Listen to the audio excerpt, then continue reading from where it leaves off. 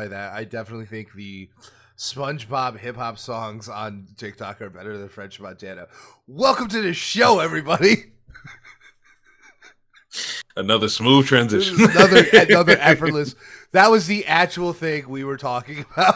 Yeah, it just before fits. we started the episode.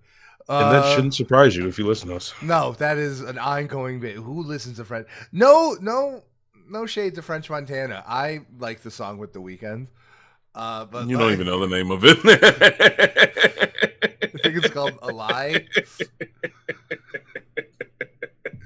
I don't even know the name of it. I'm not gonna lie. My God. All right. Is it congratulations? I don't know. But anyway, welcome to the yearly rock episode, everybody. This is a great episode. I feel like we haven't done like a classic, like just the three of us talking about a thing. I was just about to say that. Yeah, it's been a couple of weeks. We've been missing people or had fans or a guest on. So we've had guests on. We've done a shit ton of interviews in the last like few months. We had the Hip Hop 50 episode not too long ago. We've been moving around. We've been doing a lot. This is going to be a borderline cozy cast, even though it's very much not. It's going to be a deep dive. Right. We have a lot to cover. I came to terms with the devil. I posted that today. Dude, that was, over the week. That was I a came great to terms passion. with the devil. But yeah, to celebrate our yearly rock episode, I took Purvis to Riot Fest. Jasper was also there. Shout out, Jeff. Yeah, shout out El Jefe, you know, the plug. Frequent guest, getting us in. Absolutely a fun time. That's the topic of this episode. We got a lot of news to talk about, but when we get back, we're going to be talking about both of your guys' first Riot Fest. Definitely like the festival I have the biggest connection to in the city. So, you've been to several. I've been. Yeah, this is my third year in a row doing all 3 days. Jesus. Yeah. God bless you. You couldn't do it. Yeah. So, yeah, no, dude. Honestly, though, like it's getting easier every year. I'm gonna start working out just to handle Riot Fest. I think. Like. That's valid. Hell yeah. Get a good month in beforehand. Yeah. No. But yeah, no. It was a great time, and Purvis specifically has never been to anything like this ever. That was a first for me. It was a good time. I have, honestly no complaints about anything. The venue was amazing, but I guess we'll get into that. We'll get into that. Speaking of Purvis, it was also Jasper's first time at Riot Fest, but he's been to rock shows before because he's cool and rad. Yes. That's me. Everybody knows him. I have not been because I'm black. That's fair. I'm joking. There were plenty of black people at Riot Fest. There were plenty of black people at Riot Fest. Absolutely. Yeah. I will not take that away from the fan base. But yeah, and shout out to Jasper because the album will be deep diving this week. I've been telling literally everyone in my life to listen to, and he's the only one who did. So seriously? Yeah. Like well, Rachel. I had a good reason to hold off. Yeah, because like I was getting into him right when they were announced at Riot Fest, and I'm like, oh, bet I'm going to take Purvis to see him. Yeah. And then he's like, oh, I want to see it live. Which Turnstile specifically, I think, is a good. It was a good idea. A good call for. No regrets. Yeah. All right, Purvis, do we want to run through the news? Yes, sir. We'll go ahead and get started. We've been speaking on her for several weeks, but we are finally here. It is Doja Cat. She is back with Scarlet. She's had phenomenal rollout in reality. Multiple music videos, a lot of promotion, some controversy, but she's here, and we're here for it. Yeah, she's had a great rollout. Yeah, absolutely. Some of the best videos of the year. A lot of creepy. A lot of creepy. Yeah, but good. Yeah, good quality. Very good. High quality. High quality. The thing. I love the attention video. I think like my thing is that like the songs I like the most. Like I think I like Demons. I love the most. Yeah, the song. The video I think is my least favorite. Oh really? Yeah. I like Paint the Town Red. It actually flowed very nice. Dude, that song, like I thought my headphones were connected at work, and like I opened up an Instagram post, and like just full volume, it was just like the hook of that song, and everyone turned and looked. Said what I said. Everyone looked at me. It was like Doja Cat, and I'm like, fuck yeah, like And keep in No mind, shame. keep in mind, like I have a Metallica Masters of Puppets like cassette on my desk. It's appropriate for your job. I feel like it fits. No, it no one's totally gonna does. judge you there. No one's gonna judge me there. Yeah, no. I sit there listening to Griselda all day. It's my lo-fi. Like Your job number one is to get someone into Griselda there. yeah, like, Once someone walks past your desk going boom, boom, boom, boom, boom, then you know you made it. Yeah. You did the right thing. oh, like one of my creative directors was a fan of Griselda far longer than we have been. Oh, okay, Like perfect. he has like merch from like their 2017 tour. Like Okay. That's pretty sick, actually. yeah, no.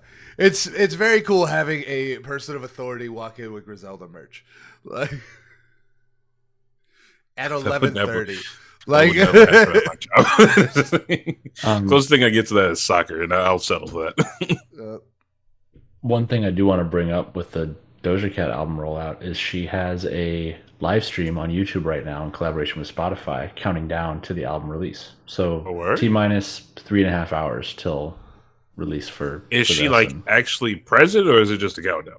Right now, it's a still shot of Like it's like someone. It's like a figure of her. I don't think it's actually her. I think it's a figure of her in a tube, like there's just halfway filled with water. Jesus. Inside of a storefront, and then outside people are in the street like talking, and like there's like a little interview going on, somebody's filming.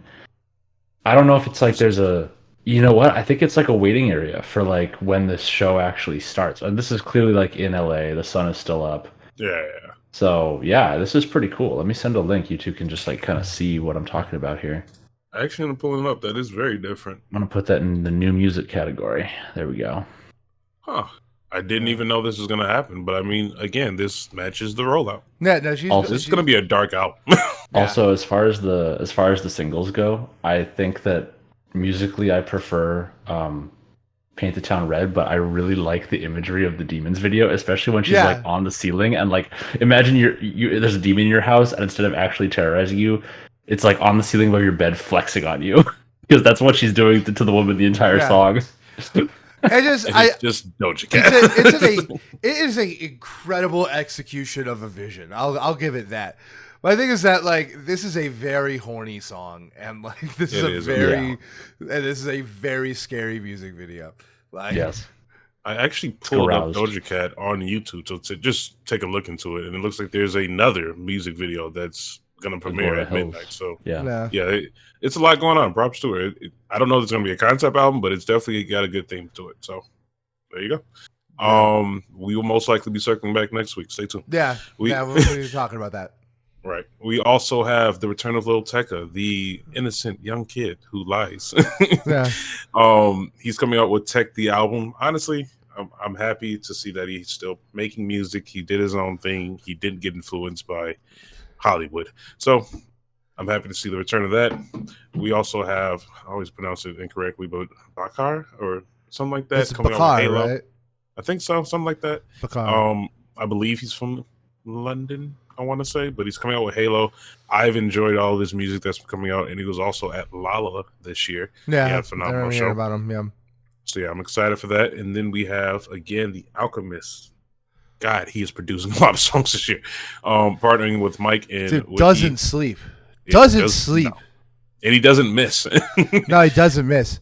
Dude, no. I could listen to the Alchemist all fucking day. Like he is. Yeah, literally just the production. It's so enough for me. Yeah. Did you listen to the little four song EP he put out? I think it's called like Fly Away or something like that. I have not listened to that. I've been waiting for him and Earl Sweatshirt to come to streaming platforms. I hate the way they released that. I hate that. I'm glad they're correcting it. That's all I can say. Well, I had heard before it came out that it was eventually going to streaming platforms. Okay. I had heard from even from the second it was announced that it was going to this NFT stupid fucking bullshit kind of thing. Yeah, I had heard it was eventually also going to be on streaming. So, I'm doing the same thing, but like I hear it's so good, and because like I respect Earl Sweatshirt, but like he's one of those ones I don't really listen to that often, and I definitely feel like this could be the album that changes that. Okay, fair enough. So like, and I love the name Voidir. Like, yeah. It's a dope name. It's a dope vision to it. The artwork I've seen with it seems amazing. I personally love L Sweatshirt, but yeah, this might have been a very rare miss on his end, in my opinion. Just like in the release, I'm sure the content of the album is fine. Just the release, you know. Hot take: NFT is worse than AI. Oh, I 100% agree. 100% agree. Yeah. And like, listen, I'm just. Like it was just not a great. You're gonna go off the rails. Even though, like, I give them at least a little bit of. I give them a little bit of credit because at least you could go and listen to the album without spending any money. Like you could absolutely go get that album for free, or at least experience it for free. So I give them some credit on that, but I still think it was stupid. Like, I agree. Jasper. Oh, sorry. It looked like he's going to say something. Yeah, no, I'm done. Okay. Never mind. I can't tell with the mask. I saw you put like your hand up. Oh no. I don't know what I was trying to pull something up NFT related on my phone. I saw something about that today, which was like an interesting article. But yeah. Okay. Apparently something about how like I don't know if this is right. Don't quote me on it. But it was like apparently the peak bubble of NFT everything, like total market cap, has lost 95% or over 95% of its value on average, and it's just sitting. Ooh, I have not heard that, but that sounds brutal. That sounds like things I've heard though. Yeah. Just get into stocks. I had a buddy who went all in, and I don't know how he's doing. But I had a buddy who went. Yeah. I mean, I know he's doing. Like, I know for a fact he's doing fine, but like. Yeah, I had a buddy who went all in on NFTs and crypto, and it's just like, I don't know. Like, it just seems like silliness, and it's like money's fake. Why are we getting faker money? Like, like money's it's a fiat currency. Like, it's already fake. Like, why are we like? Yes, let me go get some money, extra fake, please. Like, we're pushing the boundaries. Okay, but honestly, that's all the albums. We can get into the singles as well. Yeah, this actually released during the week. I think this set of singles sounds great. I'm unaware that anything have dropped so far. Yeah, Bread Fire has actually dropped during the week. Kind of like a surprise drop. WY at, which is like where you at. It sounded decent. It's kind of fleshed out, but it's Bread Fire. It's hard to complain about it. We also have Rome Street is partnering with Joey Badass, dropping Fire in Your Idle Mind. This is probably the thing I am most excited for this entire week. This is Rome and Joey? Okay, make it happen. I'm into that. I am into that. Yeah. Absolutely. And then we have your girl. We have Doechii coming out with Pacer. I'm excited. She needs to drop an album. She's got to drop an album. Absolutely. Sometime or another. Live. I'm not going to take this out of the episode. Live concepting. Me and Purvis came up. We're talking about this in between sets at Riot Fest. Mm-hmm. Seeing as the freshman class is just so bad. Like, we should just start our own. Like, we're probably gonna have an episode soon. Like we should just like that's another thing. Like, because like I do think there actually is like a really good crop of like really young artists, and like Doechii is like a excellent example of one. Yeah. Hasn't dropped her first album yet, but everything she drops is incredible. Yeah, absolutely, fully agree. No. We're gonna make it happen. Full send. Triple XL. We're gonna make our own. We're gonna call it the quadruple XL. So bunch of I'm not gonna put a bunch of X's in our Instagram posts. It'll be like an Xbox Live gamer tag. Literally. Ooh, XXL. It'll be XX 420 freshman class 69 XX. We'll make it happen. A throwback to the traditional 360 days. But we actually have a lot of news coming out. The first thing I actually wanted to go over, I just thought it was really dope and kind of some wholesome content. But Offset was on Kai Cenat's 24-hour stream. It was just some really dope content, and I love the idea of like how people are promoting now.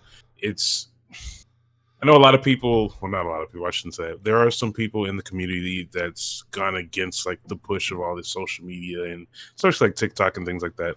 But I just find it so dope, in my personal opinion, like seeing this wholesome content. And it's so much more interaction with the fan base to be like on a live stream. I just thought it was really cool, and I like the streams in general. So yeah, no, like I definitely think that there are a lot of like really valid criticisms of like the oversaturation of like celebrity through social media and everything. But this kind of content I like. Like I think it's very humanizing. I think like on one end, like I think it can let people like really humanize artists, which is I think a thing we struggle with, like just as human beings. So I do think like there's some really genuine good to this. I also think there's like a double-edged sword a bit because of the whole parasocial relationship. People already feel like they know these complete strangers, and like things like Twitch streaming just fortifies that illusion. Right. So like, yes, I do think there's plenty of good to come from this to justify its existence. I just think like there are like valid like other sides, Oh, I fully agree. And I don't, with that. and like, I did not watch this. I'm not a big fan of Kai Cenat. I find him very annoying. But like this kind of content, though, I think is cool, right? Like I enjoy like when Fantano like interviews people and streams with people. True. Yeah, like I like this kind of content. I always think it's interesting when the artist, because now we live in this era where there's like an entire class of people who make content about art, and us. Us, and like some of those people who are much bigger than us, and hence unpaid nobodies, like even put a roof over their head with that shit, right? And it's like, to see us in conversation with that, I think is like really cool, like in and of itself, right? Like I know LP is really famous for doing interviews with like local content creators and stuff like that. He has one with God, I'm blanking on the name. I think it's like Hip Hop Connect or something. It's it's Mike Seatown's on it. Shout out Mike Seatown, he's great. Also in a hardcore band actually, and a hip hop journalist, and like he comes and LP comes and talks to him on his channel every time he does an album release. Like, I do appreciate that kind of stuff. I just think like in the social media side, like, there's a couple red flags, but nothing major. Oh yeah, I fully agree. And that heavily relies on the actual person like making the content, because it's a great example. Kai's a great example because recently he was arrested because he like started a riot in New York. So it's stuff like that. It just depends on the personality. It's definitely a double-edged sword. Yeah, it's it's a double-edged sword. But that doesn't mean that the good that comes from it isn't valid. Definitely. Sure. I think that there's also like a spectrum when it comes to the context the artist enters in terms of like what that show is going to be, right? And I think of like there are two examples that always stand out to me as like very opposite ways of doing it, which is like on the one hand, I think in like a very balanced, measured way of like humanizing the artist and not aggrandizing them, is like Zane Lowe, right? Yeah. Just like I think his style is very kind of down to earth. Yeah, I like that. Yeah. Zane Lowe doesn't talk to a lot of people I'm interested in hearing to, but I think he does a very good job. That's a good example. Yeah, and then on the other hand is somebody like Drink Champs, which is they just go full like aggrandize, like talk people up, applaud them in the studio, like, and it's less of like an actual interview where you're getting to cutting questions, and it's very like softball, kind of almost in a political sense, the way you see like candidates get softball questions. You just made an excellent spectrum. Yeah, like, no, that is an excellent. Those are like that was amazing. That's like an excellent spectrum. Yeah. I would say. I think about like Zayn interviewing Kid Cudi before Man on the Moon 3 came out, and contrast that with Kanye being interviewed after Donda, before Donda 2 by Drink Champs, and it's like night and day difference. It's night and day difference. You're totally right. Yeah, I like that. Okay. Yeah, no, that was stellar, Jasper. Good job. Yeah. Well, sometimes I'm capable of coherent thoughts. You heard it here first. Sometimes it's memes, sometimes it's genius. All the time it's both. Moving on. We speaking on Kanye, unfortunately we actually do have Kanye news, so you just brought him up. There was surprisingly some new Kanye music played at Moa Lola. Yeah. 24 fashion show in some other country. But I don't know, some people have noticed this and are rumored towards some kind of return. Eventually we're going to have to get to this, unfortunately. but just figured I'll bring it up for people who didn't know. We also have Doja Cat is having a collab with Skechers. Jasper, go ahead. I have thoughts on this. Go on. So this falls in this like classic problem area of sneakers, right? Because Skechers is a brand that, like, on the one hand, accessible, affordable, whatever. On the other hand, they're infamous for stealing, like stealing other people's designs, stealing other intellectual property, and passing it off as their own. Mm-hmm. And it kind of, like, on the one hand, I'm excited that if Doja Cat's going to make a shoe, it's going to be available. People are going to be able to buy it. On the other hand, it bums me out to see someone of her, like, creative caliber being paired with a brand that I don't feel is inherently creative or is interested in producing things that are original and organic, and more so just like copies whatever the latest trend is. So I put a little note in here saying pain because it really bums me out that she's not collaborating with somebody like Adidas or even like a more off the path brand. Like I could totally see her doing something with like Onitsuga or Asics or something like that before doing it with Skechers. But you know, I'm curious. Also, Sorry, I was just gonna say there's also like a Snoop Dogg Converse. I think it's Converse collab. Converse would be dope. I saw recently. I'm not sure if that's actually it. Let me double check. Converse would be great for this album. Yeah, I love Converse. Yeah, I have the Wow. Oh no. It's Snoop Dogg and Skechers too. Skechers is like trying to poach, I guess, right now. Oh, these are just Air Max ripoffs. What the fuck? I was gonna ask, what did you think about these shoes? Have you seen them? I haven't seen the Doja Cat ones. Let me look those up. They are available. They're on their website. They're dropping on the 28th. There's 5 different colorways. These are better, but these look like Raf Simons ripoffs. Fair enough. Real quick, I'm going to share my screen I just want to give you guys some context here and our viewers some context. Let me share this. Go live. Screen sharing soon. All right, look at this. Tell me that these Snoop Dogg Skechers aren't an Air Max 90. They kind of actually do look like Air Max 90s. They look like what is that other shoe? I'm blanking. It's like an Adidas shoe. Look at the sole. But anyway, look at the sole here. I wish I was at the dentist. Brandon, it's okay. We're gonna get you into fashion. Oh, no, but Brandon, look how exciting this is. You can get a Skechers with a bathing ape on it. All right, and it's a Snoop Dogg collab. This is my. You took it too far. This is my last show. Like I'm retiring. Yeah, these look you took it too far. But the Doja Cat ones, these look like either like the Fila Disruptors that were popular a couple years ago, like 2018, 2019, or like Raf Simons, kind of like high fashion type thing. No, so Balenciaga. I believe Balenciaga only exists to push the limits of what people are willing to pay for it to call fashion. That's all these brands. Yeah, it's all ironic. That's all these brands. The whole thing. There's literally no difference between all of them. God. But anyway, moving on with some of the other news. We were originally going to have to talk about Drake, but that got pushed back to October 6th because he needs to finish the tour. He did release one single with SZA.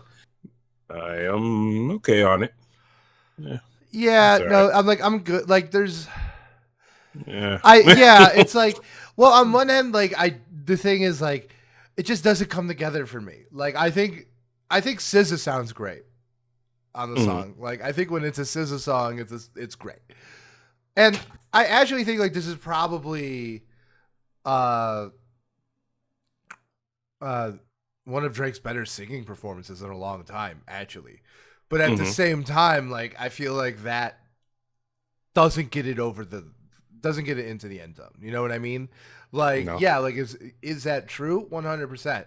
So, like, I can understand why there are a lot of people saying that it's, like, the best Drake song in a while. Like, I don't necessarily hate that opinion. I just certainly don't share it. Like, I find myself falling into the classic trap I do where, like, I listen to the song, I create my own opinion, which personally it was kind of mad for me. I thought it was over the top toxic and wasn't saying anything. Yeah, and then, it was just melodrama. Yeah, literally. And then I go on TikTok and like someone's breaking down the actual lyrics, and I was like, God damn it, he actually was like saying something kind of interesting. So now I'm just kind of in the air. I just need the album. Also, Slime You Out though is an amazingly gross title. Like, and there was drama with Halle Berry. Anyway, there's always drama. But yeah, no. So we will get into October. Yeah. For all the dogs. October's own. It literally makes sense now that we say it. But anyway, we also have. I cannot wait to just have that freaky album cover. Oh yeah, it's gonna be great on the front of my Spotify. It's gonna be great. We also have Anderson .Paak. He has been teasing the release of a new album. He posted a very blurry track list with the length of the song. It's actually seemed like a very long album. So I'm excited for the return of him. I don't know how long it's been. Like, Jesus Christ. He did Silk Sonic like a year and a half ago. Silk Sonic was a year and a half ago? I guess it was at the COVID, wasn't it? It was, yeah, because the first song for Silk Sonic came out the day I moved into this apartment, and that was March 2021. All right, well, it felt like it was longer. Maybe I just missed Anderson .Paak. Yeah. But he also released a bunch of songs with Corday. I'm not a Corday fan, so that might be on me. Really? Oh, I actually like Corday. Yeah.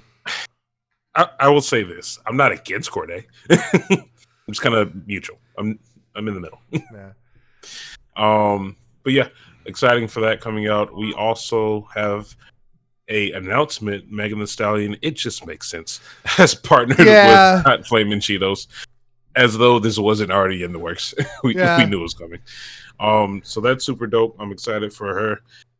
Deals and deals and deals. This is the music genre, or the music industry right now is deals with other products. So I'm happy for it's her. Dystopian.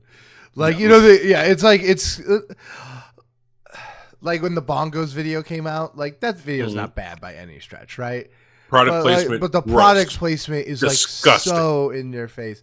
Right? The song is fine. I like Megan. I like Cardi. Like, it doesn't help that they released a incredibly similar song that's much better 2 years ago. I was gonna say WAP clears. WAP does clear 100%. Yeah, right. And like, nothing was wrong with better. WAP better. WAP better. What did you fucking call me? Like, hey yo. Wait, Guwap? Gucci man. But yeah, yo, the Guwap WAP remix. He could do it.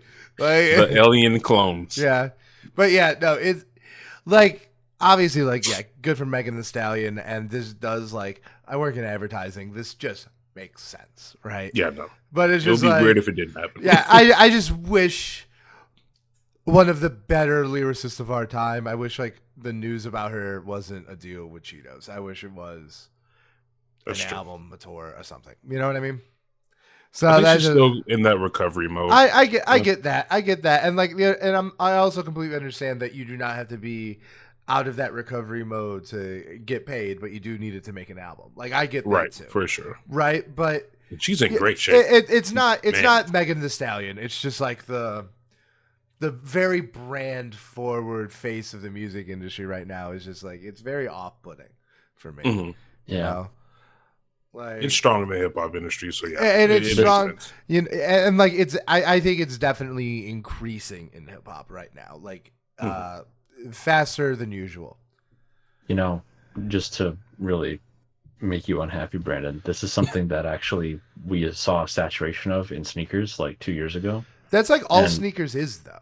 But even more, it got worse. So now it's like dialed back a bit. So Purvis, I don't know if you remember. Do you remember when like the triple collabs started happening, where it was like 3 different brands or like people on literally it? The shoe that I showed off last week is a triple. So that's an example of a more subtle one, but I'm thinking like Jordan, Fragment, Travis Scott. And then there was also Cause, Sakai, Nike Blazer, like stuff like that, where it's like these shoes started coming out with like 3 or more co-signers, and it's like everyone throws their brand on there. And some of them did well, and some of them are just not hitting, and it's just like it seems like it's stepped back a little bit because they recognize they were saturating the market a little too much. Yeah. I was gonna say I just feel like it's like an inherently different thing though with like music, because like for sure because there's like a thing beyond the purchase, right? Yeah. Like Megan Thee Stallion's music is gonna literally be in the airwaves next summer. You know, like I'm literally can't leave my house without hearing it. I do think it's a little bit of a different thing, but yeah, no, it's a phenomenon that you could see everywhere. And like, probably the best example is the movie industry. How long have people been saying that? That's like, true. oh, everything is sequels and IPs and like everything, which like is increasingly getting more and more true. Right? And yeah, and it's so flagrant. Did I ever tell you both how Black Panther was ruined for me? The first one. No, shouldn't ruined have for been. you? Yeah. It shouldn't have been, but it was. I went and saw it at the Pickwick in Park Ridge, which is like one of my favorite, still like independently owned theaters because tickets are cheap and it's just like cool old theater. Respect. And they don't have traditional ads. They do like ads for local businesses and whatever. And then they have previews. And then in the previews, there was like an ad for Infinity, which was like product placed in the movie. But it was like one of the scenes in the film was reconstructed as an ad where they're like chasing the guy in the car and he's like hanging on the car, except they're like talking about the car in the ad. And it just completely like made it seem just shallow and commercial. And I honestly, like the rest of the movie, I was just completely taken out of it. It was like just such a jarring, weird marketing stunt. I was like, I don't like this at all. Yeah, I can't relate, but I also can. Like that's valid to me. But I think that's a huge reason why I take edibles before I go to the movies because it's like you go to Spider-Man and Spider-Man's like, "Hey, try these new Pringle flavor," and before like the actual movie comes on, like, it's like, "Ew, what the fuck?" And I'm like, "Thanks, Miles." What happened? I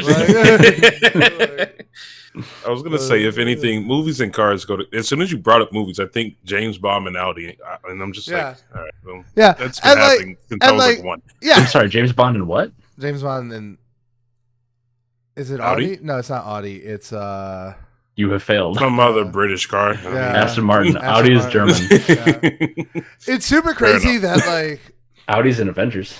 I mean, if I could go on that's probably what I'm thinking about. If I could go on like a tangent, right? Like, okay. Well, no, it's crazy like how insanely insidious like brands have become in our culture. Because like I'm reading this series right now. It's a fantasy series, and it's like the longest series ever written. It's 16,000 pages. It's 16 books long. Every book is between 800 and 1,000 pages, right? It's massive, right? And spoilers for the Wheel of Time. No one's reading it. Like no one who's watching this would read the Wheel of Time, right? But the whole thing is that it's about like this fantastical world where there's like a cyclical like history repeats itself, right? Yeah. Mm-hmm. And the twist at the end of it that was spoiled for me, it's supposedly not like the big story twist, but it's that this is a future version of our world. And the first hint at that is that like one of the cultures in it worship this ancient relic that is described as like a circle with 3 points that smells of luxury, and it's the BMW, and it's like you mean Mercedes? Mercedes-Benz, yeah. I'm sorry, yeah. And that's crazy. This is an epic fantasy novel. Like this is like a completely That's secondary so funny. world, right? And it, like that is the first hint you get that this is our world, like just in like this insane. Yeah. So it really is a testament that this person who wrote it, who's like more of an anthropologist than like a fiction writer, like would use that as the connection to our world. God, that almost reminds me of like Ready Player One, the way it's like. I love Ready Player One. They just tie everything in. Ready Player One is the Macklemore of like genre fiction, though. That's thing. Yeah. Like I don't care. I love it. That's fine. That's fine.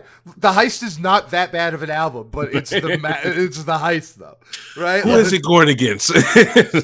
Right, like that's the real question. Yeah. But moving on. Moving on. We had some soundtracks released. I don't look at this shit. Yeah. I'm on a media blackout from Spider-Man 2. I'm so excited. I am so excited. You have no idea how excited. Let it all out. You have no idea how excited I am for Spider-Man. But yeah, speaking of video games for Ready Player One, Spider-Man 2 and FIFA are coming out very soon. The soundtracks have been released.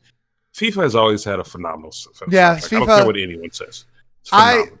As someone who really likes like rock music, the NHL games were also always very good. But Brandon, do you have a PS5?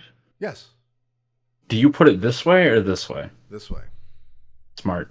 Smart man. Okay. Yeah. I literally can't fit it this way. So Yeah, no, that's good. There's actually a defect with them where if you put Yeah. it this way for too No, long, they die because the coolant in Jesus. them. Yeah. Yeah, I Oh, keep okay. it in a dude. Those things run so hot that I keep it Yeah. inside a TV case, and I have to open the case when I'm playing it.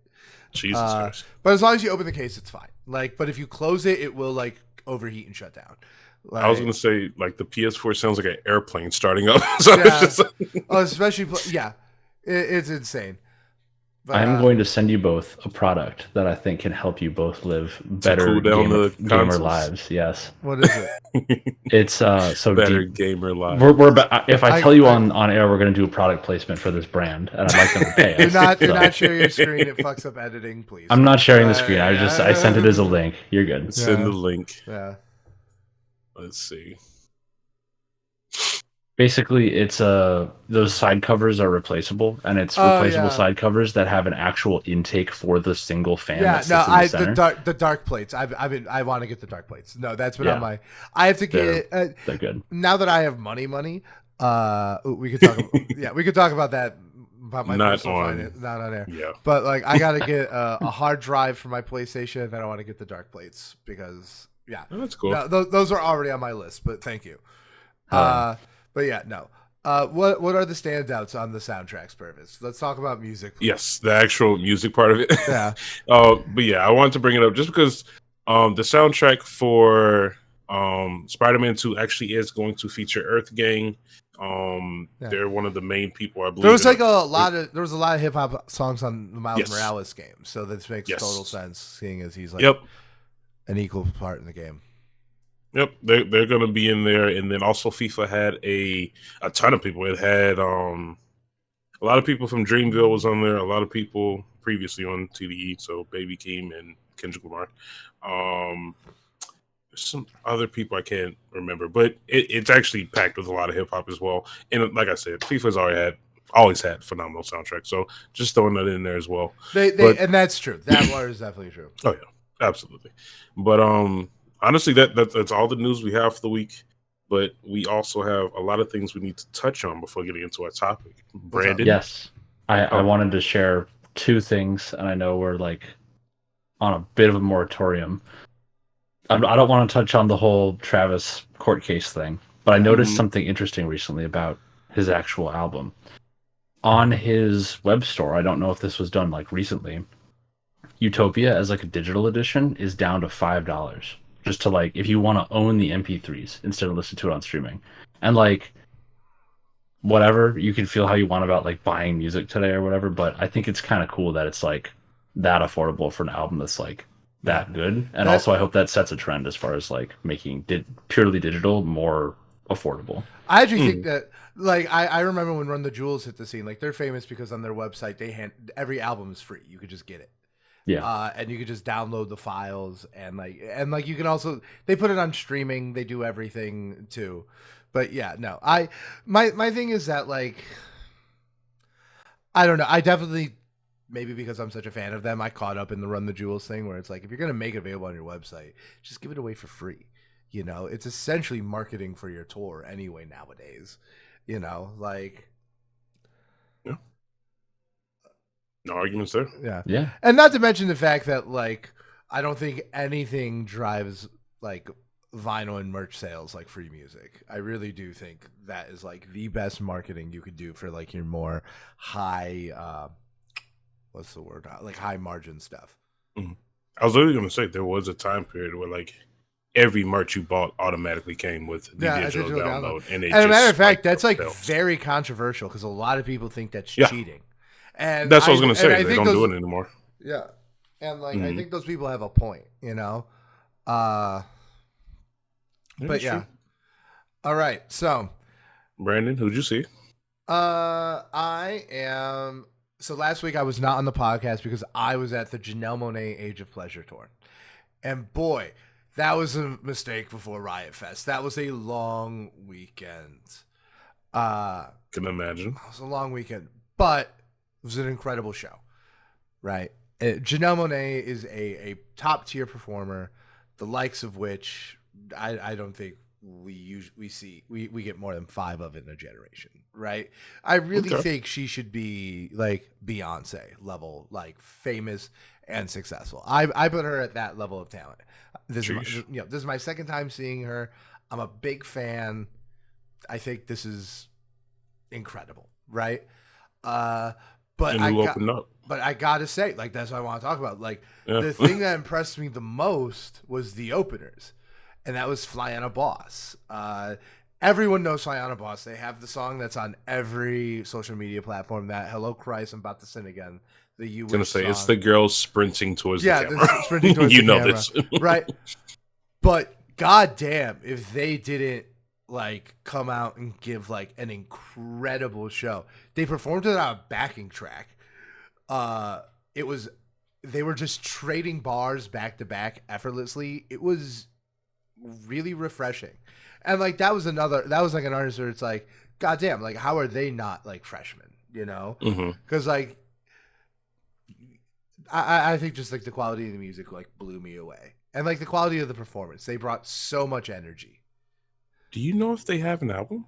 No, they have not released their first album yet. I wonder if that's like a rule. Don't you need like an album technically, I guess? No, I think it's like once you put out your second, you're disqualified. Oh, okay. Yeah, I think like you can if you have like I think if you're signed, like if you put out a major label or a second independent album, you can't, you're disqualified. Interesting. Yeah. They have more listeners than Turnstile. Yeah, they do. Sorry. Yeah, they do. Yeah, they do. 100% they do. I will say, monthly listeners is I've been like seeing more and more evidence for this online, and just like the way people report on stuff, it's like it's very misleading. Yeah, I went to a show 2 weeks ago where I went to St. Louis for a weekend, and it had 2 dual openers.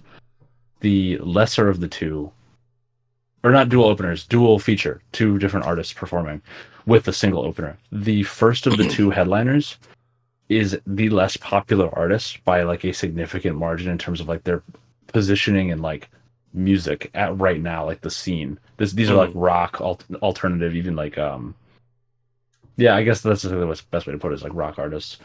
That band had significantly more monthly listeners than the main headliner, who is a much more popular in like the culture artist. So it's grain of salt with that kind of thing. Yeah, and Spotify is also like I think because it's the largest platform, we forget that it's still like only 3 out of 10 like listeners, and it also skews really young. I mean, raise your hand if you started Spotify because you got the student discount that made it $5. I mean, it did play into it. Yeah, well, like that's why, like that's why, like that is, they have a very young base because they have that promotion, and they'll never get rid of that promotion. And that'd be crazy too. And like a lot of people, like I've read like a lot of like stuff about like music streaming and like, you know, who goes what, and a lot of people when they switch to in their late 20s, they switch to Apple Music because because in their early 20s, they're going to college and they get that promotion. And then when they're older in life, they're buying things with their expendable income. And then those come with promotions for Apple Music. And then they just chase the deal, and then they just stay there because it's all the same. Right? Right. So yeah, Spotify skews really young.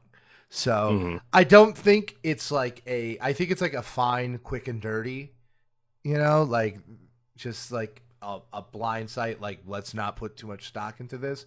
But yeah, like it's very dangerous to look at just like listeners. The pure number there, without at least taking into account all the background stuff. Because I feel like a lot of people, at least for me, I'll say this, at least for me, I get into Spotify just because like it's more universal. Like you literally need an iPhone for Apple Music, and I feel like that. No, you actually don't.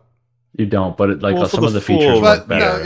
To actually enjoy it. But that's who's using it. That's who's using it. That's the reason I use Spotify, is because I can put it on everything. Exactly. That's my point. It's just more accessible for more people, in my opinion. Yeah. It's also like, I think there's a conversation to be had about Spotify being like, I've heard it's easier to get your music on Spotify than other platforms. So like if you're someone, especially like if you're like a DJ doing like remixes and stuff, like it's a lot easier to get like build a name on Spotify than anywhere else. But then again, but Spotify is still like an evil, like the probably significantly more evil than any other music corporation. Mm-hmm. Yeah, just for a little more context for me, the two artists who I'm talking about are Paris and Poppy, who are both like female-led, like rock bands. Oh, like alt, like alt stuff, alt rock. Paris has 2.2 million monthly listeners. Isn't Poppy like almost metal? Yeah, it's like almost like screamo. Yeah. But Paris has 2.2 million monthly listeners. Top popular song right now has 60 million plays. Yeah. Poppy only has 1.78 million monthly listeners, but the top song is 77 million plays. So there's more playtime, even though it's not maybe categorizing people as monthly listeners. So I don't know how they calculate it, but it's just something to be aware of. That's fair. And they've both been around, I think, a similar amount of time too. They've both been like around since like 2013, I think. But that was a show I was pleasantly surprised by. Both very, very impressive live. Yeah. Yeah. So anyway, Janelle Monáe was great. She performed for 2.5 hours. She did a 35-minute encore. God damn. She came into the audience and like talked to people about their outfits. There were so many. That's the most Janelle Monáe thing I can imagine. Yeah, actually, there were so many titties. Makes sense. So many titties. It was super. I think the funniest thing is that like it was at the Oregon, right? And we've had plenty of night at the Oregon. Yeah, and everyone knows. Everyone knows that the Oregon eventually just starts to smell like weed. But like this was a crowd where it smelled like florals too. Like I'm like, oh, these people be putting like jasmine in their blunts, like yeah, it's true. My girl does that, and you know what? It's fine because it hits just as hard, and it makes the house smell nice.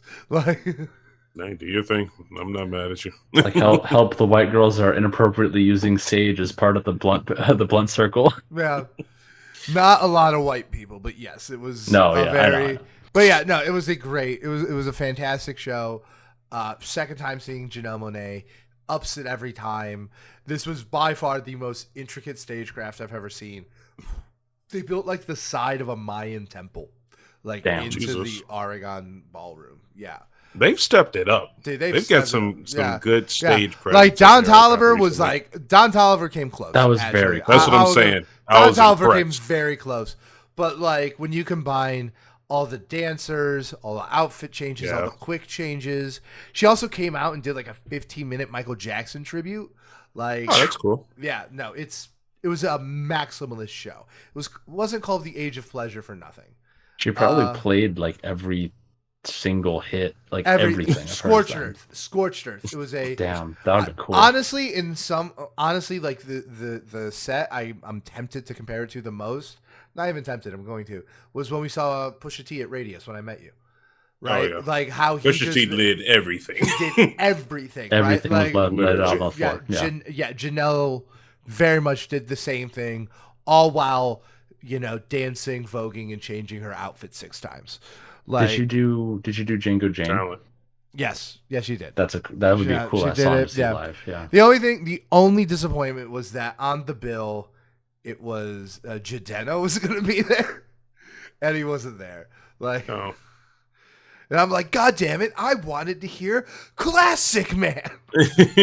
God, you know what would have been so funny is if like she goes into the stage or into the crowd to talk to people about their outfits or whatever, and someone's there like, I loved you so much in Glass Onion, like that's why they're there. God. But yeah, no, just quick thoughts because I also kind of want to talk about Tizo a little bit, and then we got a whole Fest and album to talk about. But yeah, no, see Janelle Monáe if you haven't. She's great. And then Tizo. Let's catch up. What's happened? So first off, I want to do 3 main points. One, if my grade has shifted at all, I don't think it has, but if it would, I would probably put it to a C+. Just because of like in some ways it's like Scaring the Host, where it was just like I just find myself going back to it, you know, when I'm in those moments where I just have like 5-6 minutes to listen to something, I just find myself going back. So like that says something about how I feel about the album. The second thing was there was like a reason why I didn't like really why I wasn't super excited because to jump into it, because there was this narrative, I guess I would say about this, like among like a lot of like music-based content creators I follow, that neither of you bought into at all, at least in the episode I watched, right? But the narrative just being that this is like he's doing some like innovative, like brand new sound no one has ever done about. Like I heard that from like damn near a dozen different people, and that was like a thing I really wanted to push back on, because no, he isn't like, yeah, he like, and that was where the Brockhampton thing came in, is that like Brockhampton did this album better 3 times in 2017, right? Like in 1 year, right? Like, and that's so like this, and also like things I've just seen from Tizo himself, like say like, oh, this is like some grand thing. No, it isn't. Like Steve Lacy does this. Oh, interesting. I didn't see him say that. I've seen a couple interviews where he comes across very high on himself.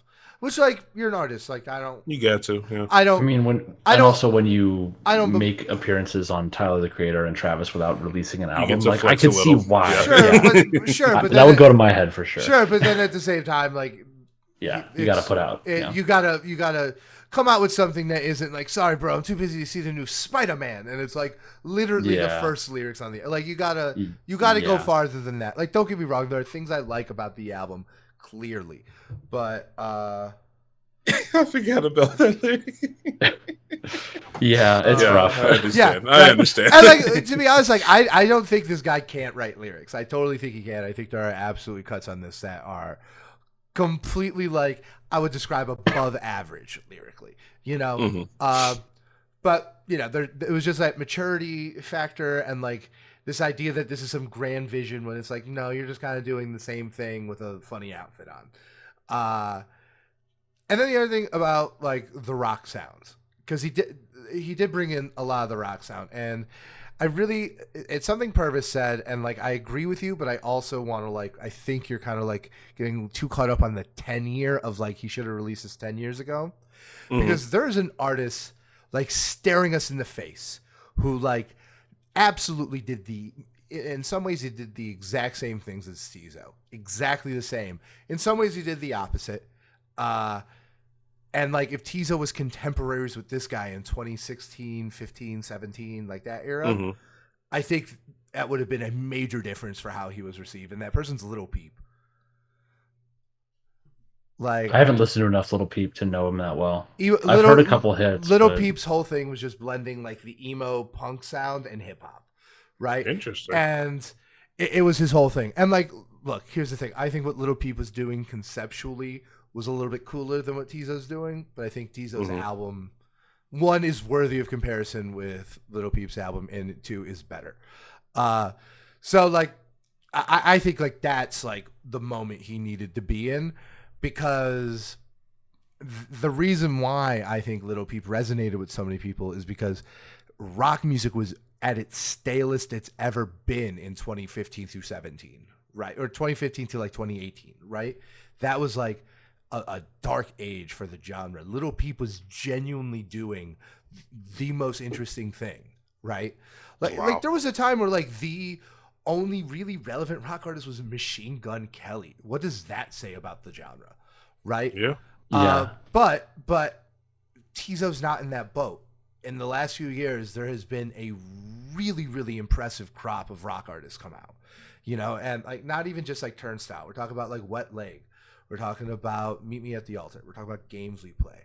We're talking about Nightlife, a band doing the same thing Tizo's doing, combining R&B and rock music and doing it way better, right? And that's the thing, right? I think like it's like the Little Yachty album, but worse, right? Where it's like you see, if you're not familiar with prog rock, you're going to look at it and you might just be like, oh, this is cool. But if you're familiar, it falls apart. The thing is, like, prog rock isn't zeitgeisty and hasn't been for 20, 30 years. This kind of, I don't want to say generic, but this kind of like broad rock sound, that is coming back. And the Tizo has to compete against that if he's going to do that, which Little Peep never had to. And I think that's going to put him in a bind. I also think that might be his path out. I think like what he should be doing is actively working with some of these artists. You know, I think he would be great like with Games We Play. I think he would be great with Turnstile. You know, like, you know, get those people to handle the instrumentation, because like that I think was the worst part of the album. I would say it was like the the content was, but like a lot of the rock stuff is just very generic-y rock, right? Like you guys talked about Too Easy, right, where the back minute is fucking incredible, and like the front is just like rock, and like I can see if you're Purvis, you're like, oh, this is just rock. I'm like, this is like the worst live band karaoke rock music I have ever heard. You could don't get me wrong, I didn't like it. Like literally every single band I saw at Riot Fest, this was better. Was better, yeah. And then there's also like technical issues. I think something that a lot of hip hop artists, including people I think are much more talented than Tizo, like when they put rock sounds on their albums, it's still mixed and mastered by hip hop engineers. And it just doesn't, it comes across very flat, right? A great example of this is there's a pop punk song on SZA's last album, F2F, right? And it's a great song. It is on a nuts and bolts level, a fantastic song. And she does a great job crossing over into that genre. But it's mixed like an R&B song, and it just doesn't have the scope of like what you would hear on Glow On. And things become too polished, I feel like. Yeah, things become too polished. They become too flat. They become like they're mixed and sequenced like they're a beat and not like several individual instruments that you're supposed to be hearing at the same time. You know, I'm sure you've noticed that like rock is mixed a lot differently than like hip hop, R&B, and like pop and like all these other like more, I don't want to say more vocal forward, but like, you know, that kind of like sub area of like the music industry, you know. I was going to bring that up later as well. Just the idea of like having sound in the studio sounds so much different. Yeah, than exactly. Like actually hearing the music, right? Yeah, and then like, and it also just comes down to how you mix and master it, right? So I also think this album had a bad case of that, where just like it was not mix and mastered the way instrumentation should be. You know what I mean? Yeah, and for the style of music that it emulates, the lyrics are mixed like hip hop, where they feel too dry. I think literally is. Yep. Dry lyrics for me on most things are usually a no-go, just because it's too jarring. I feel like. I mean, you could definitely get away with it with like rappy rap stuff, but like the Wu-Tang Clan can get away with it all day. But like for sure, Tizo's singing. He's not really a hip hop artist. And like that's the thing. I don't think he's claiming to be. Like I give him no problem. Like I have zero problems with Tizo saying he's not a hip hop artist. He isn't. So like that. And like the other thing is that like I really wish he blended those sounds more than just like this is a 3 minute. Pulled them out of the drawer. Yeah, and just like swapping them out. But like, listen, I'm along for the ride. I'm still listening. Like I'm not like tapping out on this artist. I just think there was a lot of room for improvement, and also like some of the reception like among the community just kind of rubbed me the wrong way, and it was very much like, oh, these are people who don't listen to rock music, like. I get that. Yeah. So, based on that, Brandon, I'm curious, what did you think of our comparisons to like that first track being very much like Weezer, and then the later track that we mentioned, I don't remember the name of it, but it being was basically Boston. Yeah, it definitely is, and that's like a common thing. Like I don't think you got like you guys were just like on the money. The only thing is I don't think you guys went deep enough, because it was like that is like so common.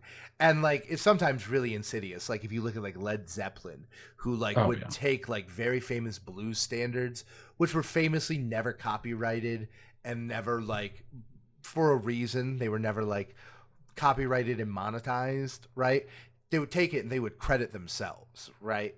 Like there's a level of questionability when like Stevie Ray Vaughan would like record other people's songs, and he would always credit the original artist, but he was also doing it without their consent, which is like, in that culture, I think it's safe to assume that he would have had permission, because like that's kind of like the culture of blues music. So like I don't think it's all that different, but it's like that there's a long history of that within rock music. I have no problem with seeing Tizo do that. That's like, to me, that like, I don't think it was pulled off really well, but like conceptually, I think that was one of the more authentic connections to a rock sound he had, actually. Mm-hmm. So, and yes, I definitely agree. And it's like, yeah, like the first song very much sounds like Weezer.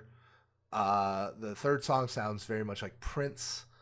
Uh, the Too Easy song sounds like the worst Van Halen impression I've ever heard in my life.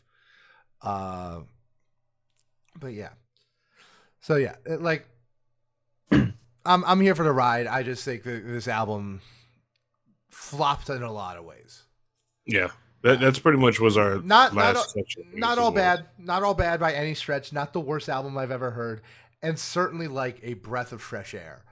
But you know, and make something more original. Yeah, you guys got to do. Yeah, you just got to be a little bit more original and like a little bit more self-aware and a little bit more serious, right? Like.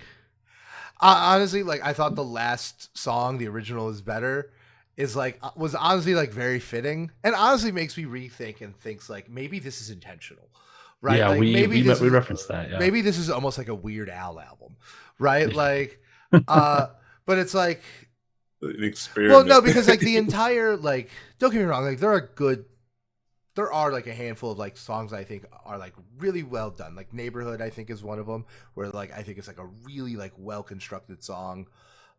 You Thought, I think, even though like I don't really like the stylistic choices up front, I think it is like a good coherent song.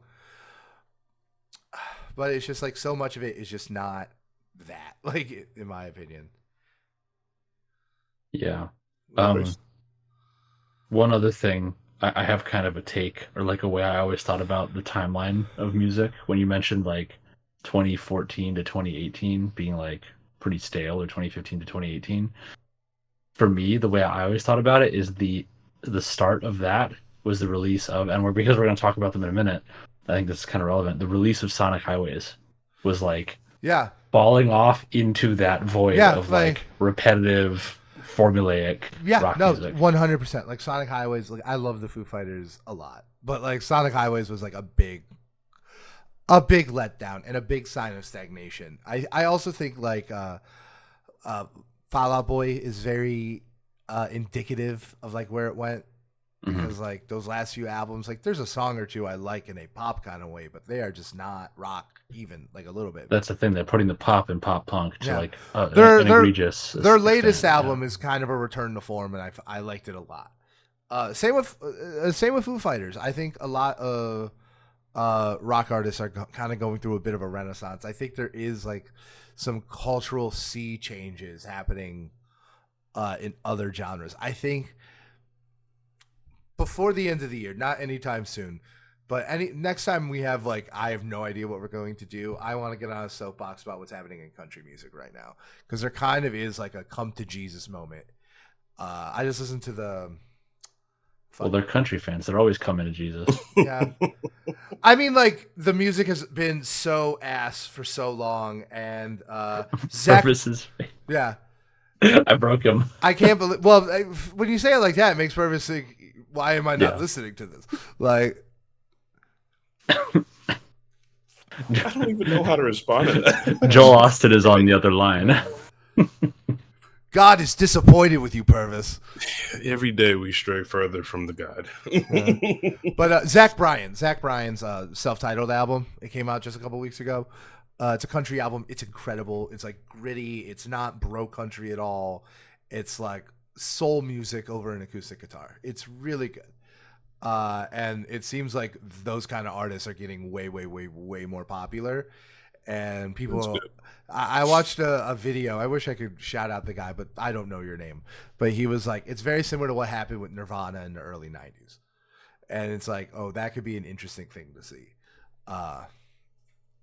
Yeah. Music that comes out of that is based on something reactionary, I feel like is always really interesting because you get a lot of growth very quickly. Yeah, and the other thing is that like the country music as an industry is just like way different than any other industry. Like I don't think people realize like how heavily pruned and cultivated the country industry. Like the best way to describe it is that like Nashville has manufactured what Atlanta does naturally. Real. Yeah. Like what the Atlanta like trap hip hop scene, like all that stuff that happens like in there, like how there's like a few gatekeepers like culturally who like just kind of like set this very iconic sound. Nashville just does that via corporate mandates, and it's led to like the death of the genre in my opinion. Like I really do think like some of the most substanceless, culturally invalid music released in the last decade has been country music. Yeah, just bankrupt. Not exclusively, like Chris Stapleton's a G, but like Jason Isbell is also a G. We love that man. Jason Isbell, Tyler Chitler's, Sturgill Simpson, Zach Bryan, Billy Strings. Like, there's plenty of good ones, but for every one of them, there is a Garth Brooks. I mean, I like Garth Brooks, but I was thinking more like a Morgan Wallen or a Florida Jason Georgia Aldean. Line. Jason Aldean. There you go. Fuck that guy, dude. If I saw Jason Aldean crossing the street, I wouldn't break. I have no idea what the fuck y'all are talking about. Good. You'll learn. I won't. It's not fun. But you know what I will never do, Purvis? I'll never take you to a country music festival. But do you know what I will do? Thanks. Yeah. It's not safe. No, You're not trying to go to Country Thunder, guys? Come on. No, I don't want to go to Country Absolutely not. So smelly. I see videos I can smell them through the screen. Yeah, dude. But I will take you to rock concerts. Segue, pivot, effortless. We went to Riot Fest. The three of us only went one day. But I was there all weekend. That was last weekend. Don't know how you did it. It's fun. It's fun. Also, like, I don't get Friday was the earliest day I got there. Okay. No, so like I had plenty of time in the morning to recover. But Monday I was dead. I was like incapable of like movement and thought. Right, and I was home before the closer left the stage. Like, yeah, it was The Cure, and they were on for like 2.5 hours, and it was like Jesus. And it's That's like something I'm gonna touch on. Yeah, and it's like the Foo Fighters. I'll stay for 2 hours, but like not The Cure. Like I was after like 45 minutes. I'm like, this was sick. We're gonna go. Like, it's funny that you say that. They're just up there on stage like, all right, here's the Love Cats for the 40th time. Yeah, but I will say this. Like, fucking, I forget the guy's name. Robert something. Robert Smith. Robert Smith, like the lead singer of The Cure. Wow, last name Smith. Yeah. He could still fucking sing. He was hitting every fucking note. Like, this guy is all of 60 and looks it. He looks like he is wearing his age, but man, did he deliver. So I'll say that. But guys, first off, first impressions on the festival. It was both of your guys' first times. How did you guys like it? Jasper was literally just there for... He was vibing. He got there 2 minutes before Turnstile went on. For me, I was there a little earlier, but it took a minute to find you guys. But this was definitely like I was a side character in a filler episode while someone else is having their main character episode. Yeah, this is my main character episode. There you go. Yeah. So I was just there as a supporting cast. It was a lot of fun. I saw literally the only two bands I think I cared to see that entire weekend. Yeah, in that one night, which worked out really nicely. Well, yeah, I think Turnstile and Foo Fighters alone is like a hell of a billing. It is. It probably like the best billing I've gotten to this year. But yeah, and like Friday I was in very much the same boat where like I kind of wanted to see a little bit of Say Anything, and that was fun. But really, I was there for Turnstile and Foo Fighters. It seems like that was the general opinion that I've heard from everyone that even knows about Riot Fest, besides just us going. It seems like everyone was saying like it seems to be not a bad lineup, but compared to other years, It's very local. Have as many, that's pretty much what people say. So the thing is that they're very much getting back to their roots. I don't know, like maybe it's because of the world I'm in, but like, my friends who go every year, like they're all like, this was great. This was an incredible lineup, right? And my cousin who does media coverage there every year, he covers a lot of like local, like independent, like very small punk bands. He was like, this is one of the better years, definitely. So I think it depends on your perspective. I definitely think like it is one of the more rock forward years in a long time. Usually there's a little bit more of a hip hop presence. Usually there's a little bit more of like a metal presence. But at the end of the day, I think the lineup was, especially Friday, was just fucking extravagant, right? And I was gonna say, sorry, what? And the other thing is that Riot Fest, more than any other festival, I go to for the festival. Like I enjoy just being there because I think it's I think it's like the most fun one to be at. That I fully agree with. At least in terms of, if we're going to talk about the venue next, it's easily the best venue for a festival I've seen. Because it's nowhere near as like long and drawn out as Lollapalooza. It's a lot of stuff that goes into it. The actual lines were decent. The access into it was great. The surrounding area and like the community was, even though there seems to be some controversy there, it didn't seem to be a big issue. The porta potties were cleaner than some public bathrooms that I've been in, and like just I feel like what plays into it is the community support for each other, because that was another thing I was going to bring up. I feel like even though hip hop has been considered the pop music for a time period now, they can be somewhat judgmental because of the people in the demographics or the group. Yeah, when you're in the in group, you're always going to be a little bit more judgmental than when you're in the out group. Exactly. I feel like in terms of the people that I saw there, everyone's very welcoming. Everyone's nice to each other. You can do whatever you want, be however you want. Yeah. And I didn't feel any judgment. I said it multiple times when I was there. I was like, I feel like I'm out of place, but I didn't feel like I should be there. Yeah. Which was nice. It's a different type of community there, and they support each other, and that bleeds into the actual venue. Everyone's nice to each other. There's no issues. There was no fighting that I saw. They had a whole stand for smoking, which don't get at other venues. You can't get at other venues. Yeah. So like all around, the vibe, the venue, the demographics, really dope. Super dope people. I think it also has to do with just how wide the demographic is, because we're dealing with a much wider demographic than... Yeah, in terms of age, right? Like, if you would compare this to Summer Smash, the demographic in terms of age is... much higher. Probably 4 times the size. Yeah. And you're looking at, like, groups of people who are, I think, a lot more mature in that way, and have, like, more of a laid-back approach to the way a festival goes. So you kind of see that. Yeah. I also think this was... just as someone who goes a lot, this was a much more well-managed one. That's good. Like I was there last year. Last year was a shit show, and it was the same venue, with MCR, same layout. Like, and like they made some changes that like I didn't totally love, but like I'm aware of like why they happened. Mm-hmm. And like like they had the AV tent like pretty close to the stage, and it like kind of blocked out the views from I didn't like that.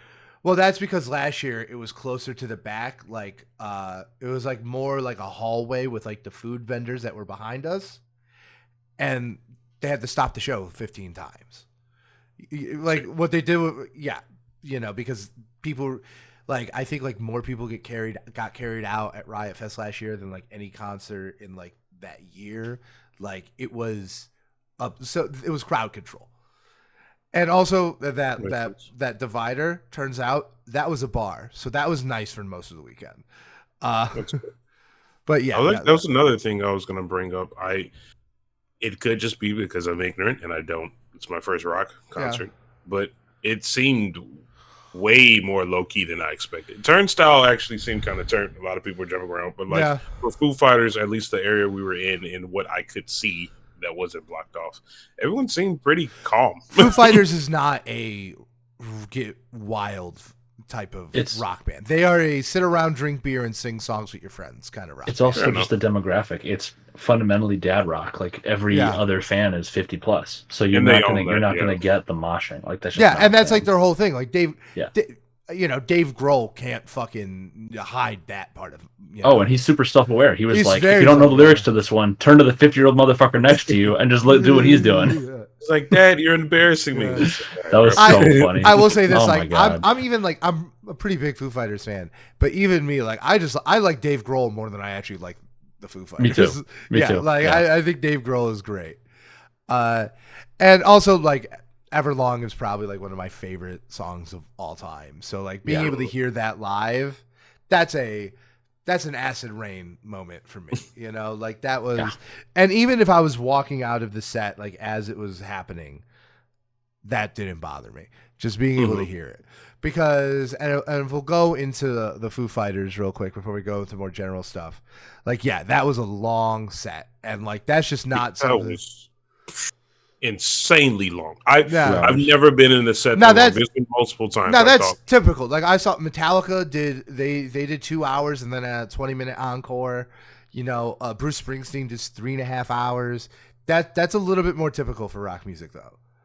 Makes you wonder if we're getting our money's worth out of rap performances. Yeah, but that's even, what I was. But then again, even Beyonce went like 2.5 hours. You know.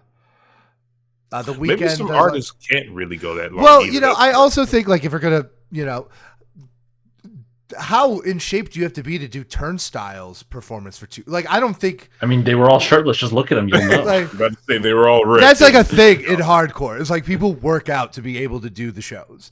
Like it's like I don't think anybody could fit. I don't think professional athletes could do Turnstile's performance for 2 hours, right? Like,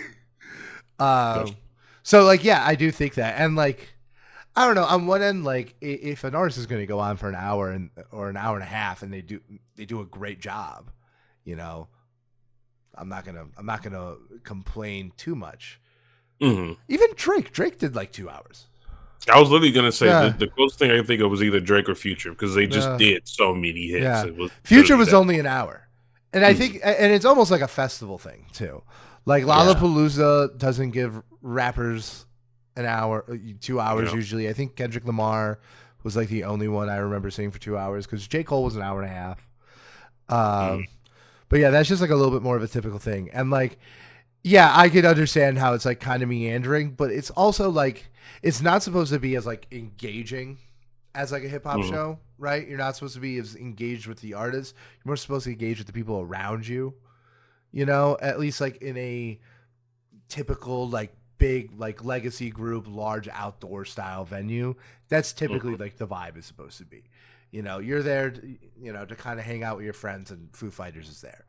And in that regard, I think it was very good. I'll say I was, and this is something I don't think you guys would ever cover, but I was very disappointed they didn't play any songs off their new album, which is one of their best albums they've ever released. Yeah, I could see it not fitting the vibe, though. I disagree.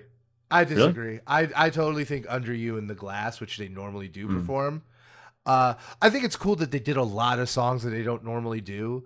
Like, they were fucking taking requests from the crowd. That was so funny. That was different. Dude, I love that, like, they took a request and it was so obscure, Dave Grohl had to turn around and ask the drummer if he knew the song. If he knew it, Can you do this? He's just like, I guess. Yeah. What was the name of that song? White Limo. White Limo, that's what it is. Yeah. And it was fun. That was a great moment. Like, they performed. And that's like a thing that, that's the other thing. They put their whole into it. There was one song, I don't know what it was, but when he broke it down and he went soft, you were like, this is my favorite one.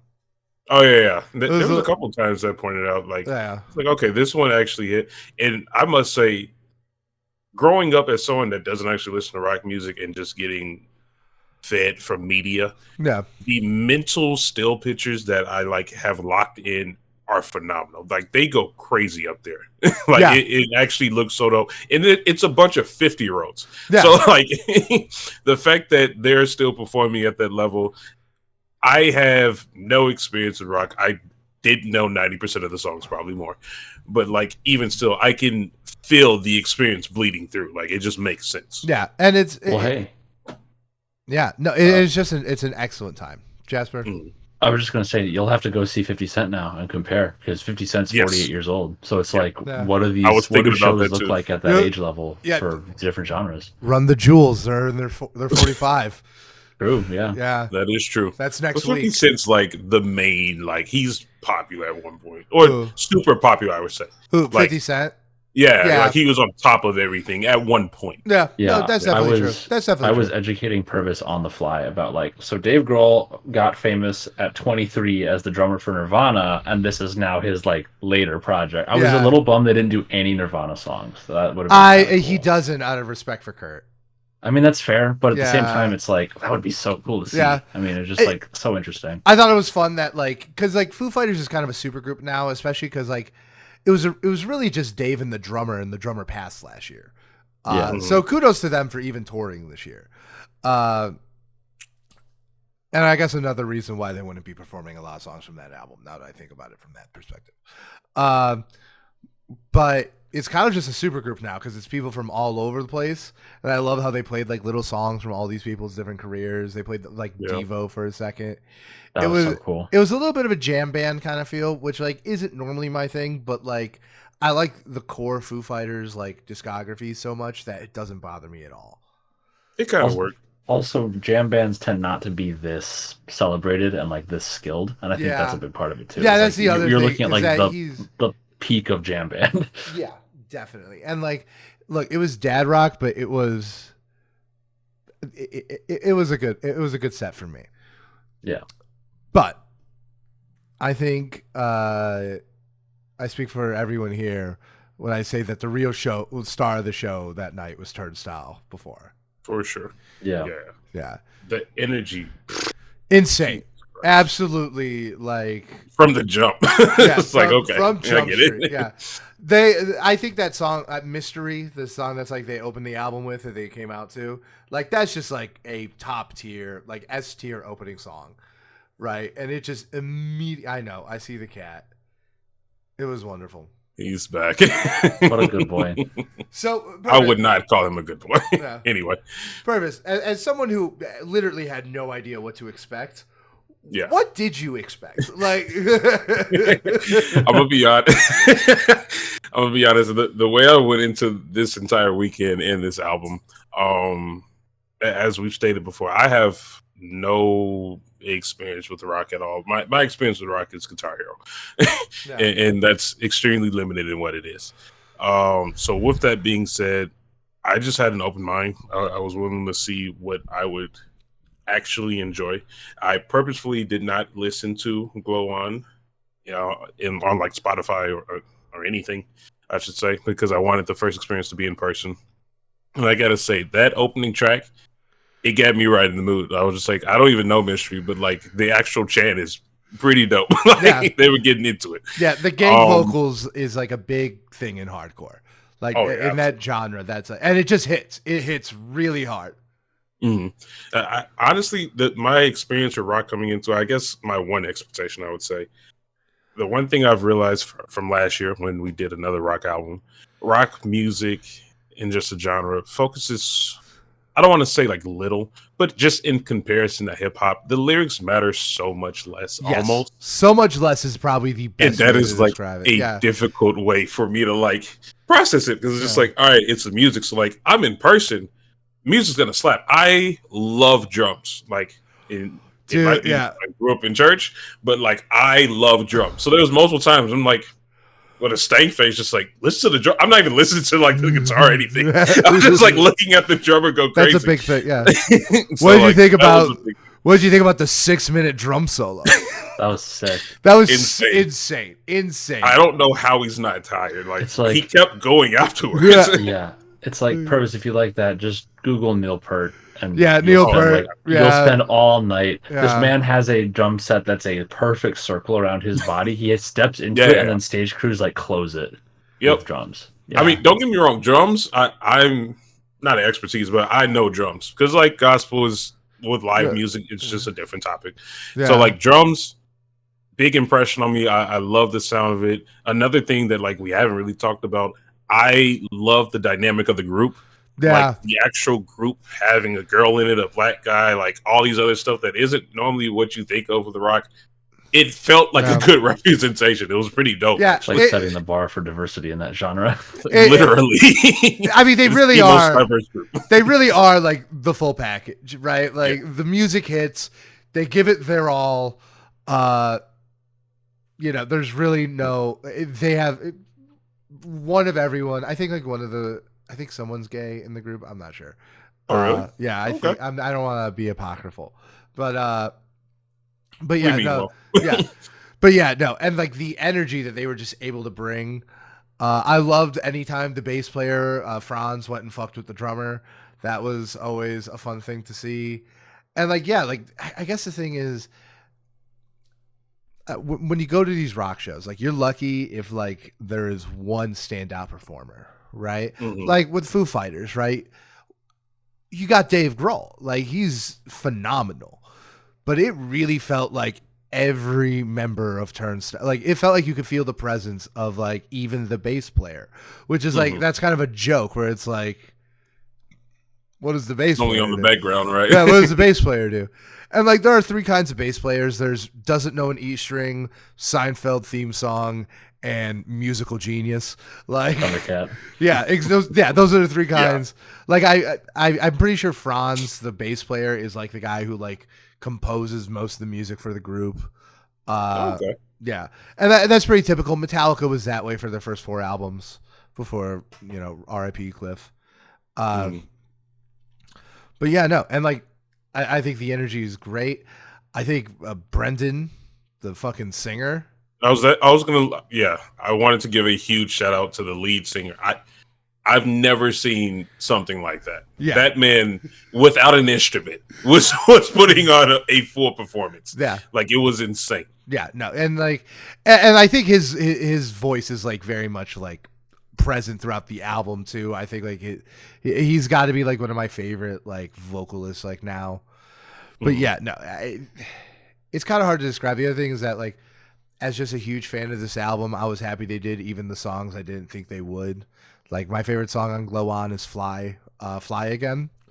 And it was like, oh, I doubt this 2-minute song in the middle of the album is going to get played. But no, that was the song they did right before the drum solo. I was like, oh, I hope they do Don't Play. And they did. They hit everything, honestly. So yeah, it was a good performance. For me, it was just like one, like just to feel that energy again, because like, No, you were into it right away. I was into it. Yeah, I can tell you.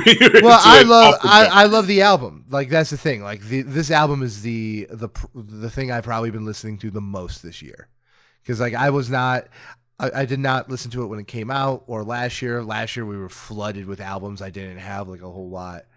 Of time to go back. I've been going back. Yep. Yeah. Same here. But this year it's like, there was a lot less going on and it felt like I could go back. And when I went back to Glow On, it just stuck. It was like, fuck. And I've listened to all their other older stuff and like, it's good, but like Glow On is very much like a somewhat of a new direction. That was actually going to be one of my first questions, just because we haven't actually like gotten to the album part yet. Yeah. How does, It felt like an actual tour for the album. It felt like they were just doing the most recent album. Yeah. Did they play any older songs? They played a handful. They played like 2 or 3. Okay. Yeah, they definitely did. Yeah, and I don't know those songs by like heart, but like, I know them enough to know like when I hear them.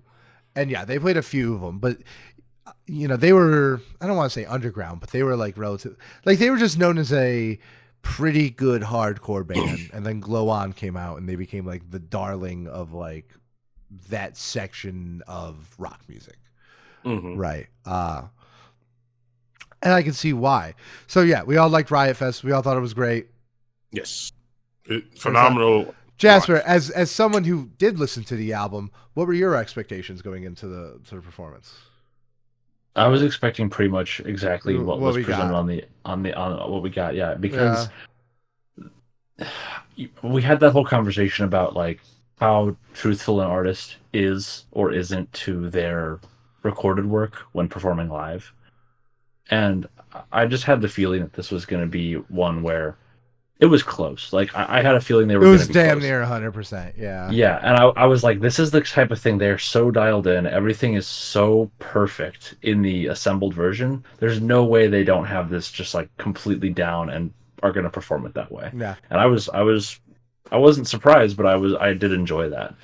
I also think it's super cool that they had a little bit of Chicago representation. Oh yeah, they did. Yeah, it was pretty great to see the bassist come out wearing the Supreme Chicago tee, which references the bean. Shirt. Yeah, me too. Yeah. And then he was wearing a Bulls hat, which is like pretty cool. Yeah, good representation. I like that. But actually, yeah, I mean, yeah, I was gonna ask because I do want to hear the rest of your expectations, but you brought up something I wanted to bring up as well. I feel like, and this is me from my ignorant self, I don't have a rock background. I felt like it was significantly better in person because you need the energy.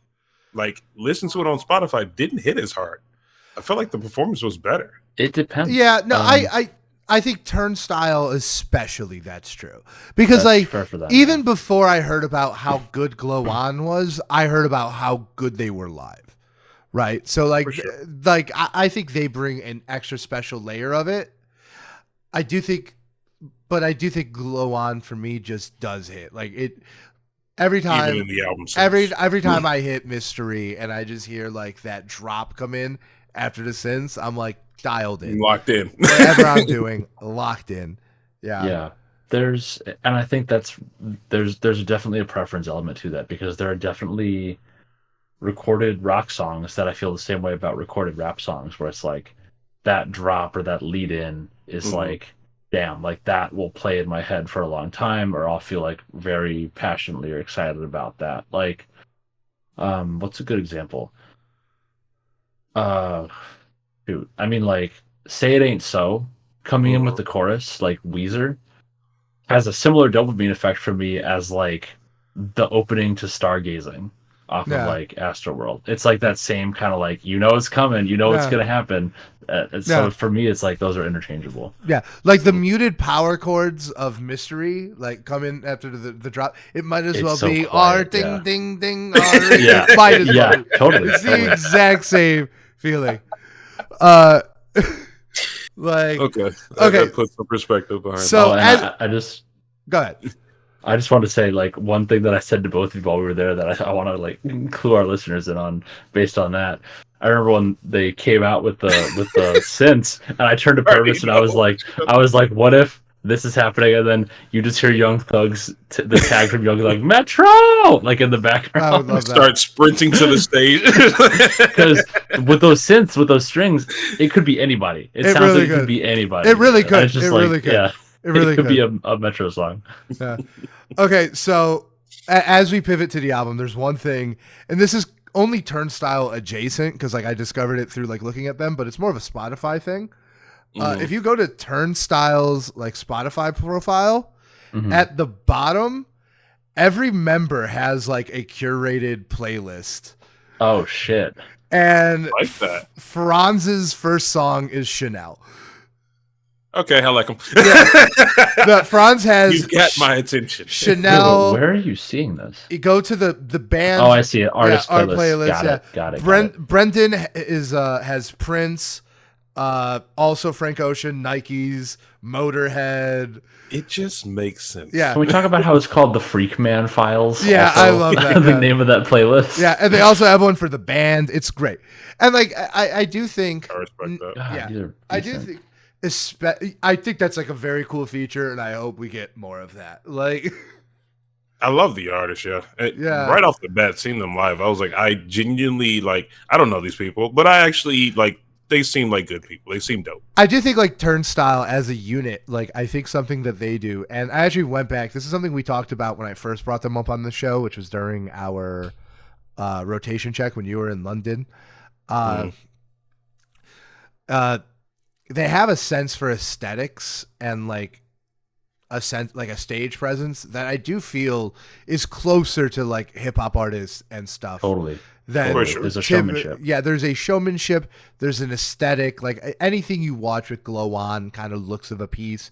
Kind of the same way everything for like I don't know, like Utopia. Not really. Utopia's whole thing was everything was different, but like you know what I mean. Uh, so yeah, like they definitely have a sense of aesthetics. I think puts them in that allows people to like connect with them that don't normally do that with rock music. And I don't think I think you're going to see that in their upcoming crossover appeal. You know? Yeah, definitely. I mean, France was literally dripped out in designer, so yeah. I mean, yeah. I mean, I think it's worth noting that they're the only rock band playing at Camp Flogna. Yeah. I think that's a sense of where they are. But now let's get into the album. For sure. Okay. Jasper, seeing as you were the only person who listened to me, what are your feelings on Glow On as a whole? Yes. Good. Is good. I took that personally.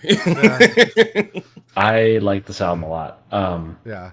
I started out listening to it more so just like, because given the energy level of it, like working out. So I would like run to it, lift some weights, whatever. I've recently been listening to it more just casually. Just as enjoyable. Just you know, like you're strapping in for like a very specific experience in terms of like musically what it is and what it is not in that way. And I think that's really cool because I think there's a lot of projects that try to do a lot in terms of catering to. It's like, oh, you have to have like a party song, but you also have to be deep and philosophical for people to take you seriously and blah blah blah, especially in hip hop. But with this, it's like we're here to kick ass and we're here to have like really cool riffs, and that's the album, and really cool. I appreciate music, it. Really great singing. Yeah, you know, like if there's any criticism of Glow On, it's that like there are no lyrics. Like it is like it's just sound, and it's incredible, perfect sound. But like it is. Like I think maybe a handful of these songs have like a concept and actually like communicate anything. Like what is Holiday about? It's a holiday. Yeah, I woke I'm gonna get into it. Dude, I woke up Rachel on Juneteenth with that song. She did not think that was funny. Like, oh my god. Okay. Well, hey, you know you're gonna get slapped. Brandon, you know why I decided to go ahead and actually listen to it when no one else would, right? Because you respect me. Like no, because you can't be the only one. I'm not gonna be here next weekend. You can figure out what that means. Unacceptable. Well, I can't kill myself 4 times. Like, oh my god. Just go to 3 more Turnstile shows. I guess. Be in the front. Literally. I think it's they're definitely an artist I'm going to be seeing every time they come to town. Right. Yeah. I wish I could have saw them in May. They were here. They were at the United Center. Yeah. The minute I knew it was going to be a good show was when they opened up, and I could see in the front the vortex pit forming. Yeah. They showed it on camera, and I was like, Purvis is in for a treat. Yeah. This being his first rock show, I was like, let's go. Yeah. It's funny because like I have a general sense of that, and like I'm pretty sure I leaned over at one point and I was like, I can feel it. Like I feel something down in me. It's a good thing I didn't listen to rock because I'll kill someone. Yeah. Oh my god! Could you imagine? Could you imagine 22-year-old Purvis at a fucking Turnstile show? Just like I would hurt someone. I legitimately would. And I was telling you, I was just like, just wait. So like. We're gonna see Travis, and it's all gonna come out. Yeah, it's just gonna like explode. You're telling me, buddy. You're telling me, buddy. Oh my god. Oh my god. Yeah. Purvis, what did you think about the album, though? Like as an album. Okay, as an album, this is, and I'll just speak from personal experience.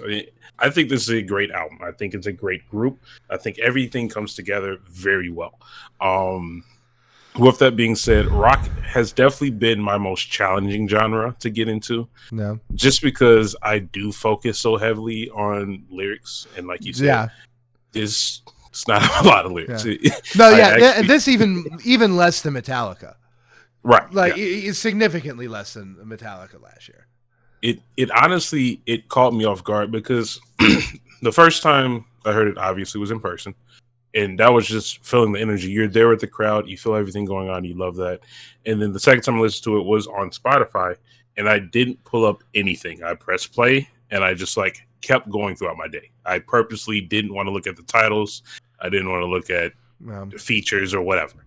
And like it's very easy for me within rock where like things start blending together because it is so heavily focused on the instruments. Yeah. And like a guitar can sound a lot of different ways, but I feel like listening to 40-minute span of the guitar, it started blending together. But there were absolutely some standout tracks. Like I love the intro to Mystery. That's what got me hyped in person. Carried over very easily. The transition into Blackout, I honestly feel like that should be one song. That's honestly like song. Yeah, because like that is 100% like a thing about this album. Like I did not know, like the first time I listened to this album, I literally just thought Blackout was the post drop of Mystery. Yeah, because Mystery is a short song, right? And like that is a hardcore thing. Like hardcore songs don't tend to be very long. Like I don't think there are. Like I think Alien Love Call is probably like the longest song. Yeah, it's probably the longest song in the album. But no, Blackout's a great song, but like it basically feels like the second. It feels like Mystery. Yeah, absolutely. Yeah. A lot of thoughts. F-Zero X or F-Zero X kept coming into my mind, like the game F-Zero X. Yeah, I felt like I was playing F-Zero X, listening to the music.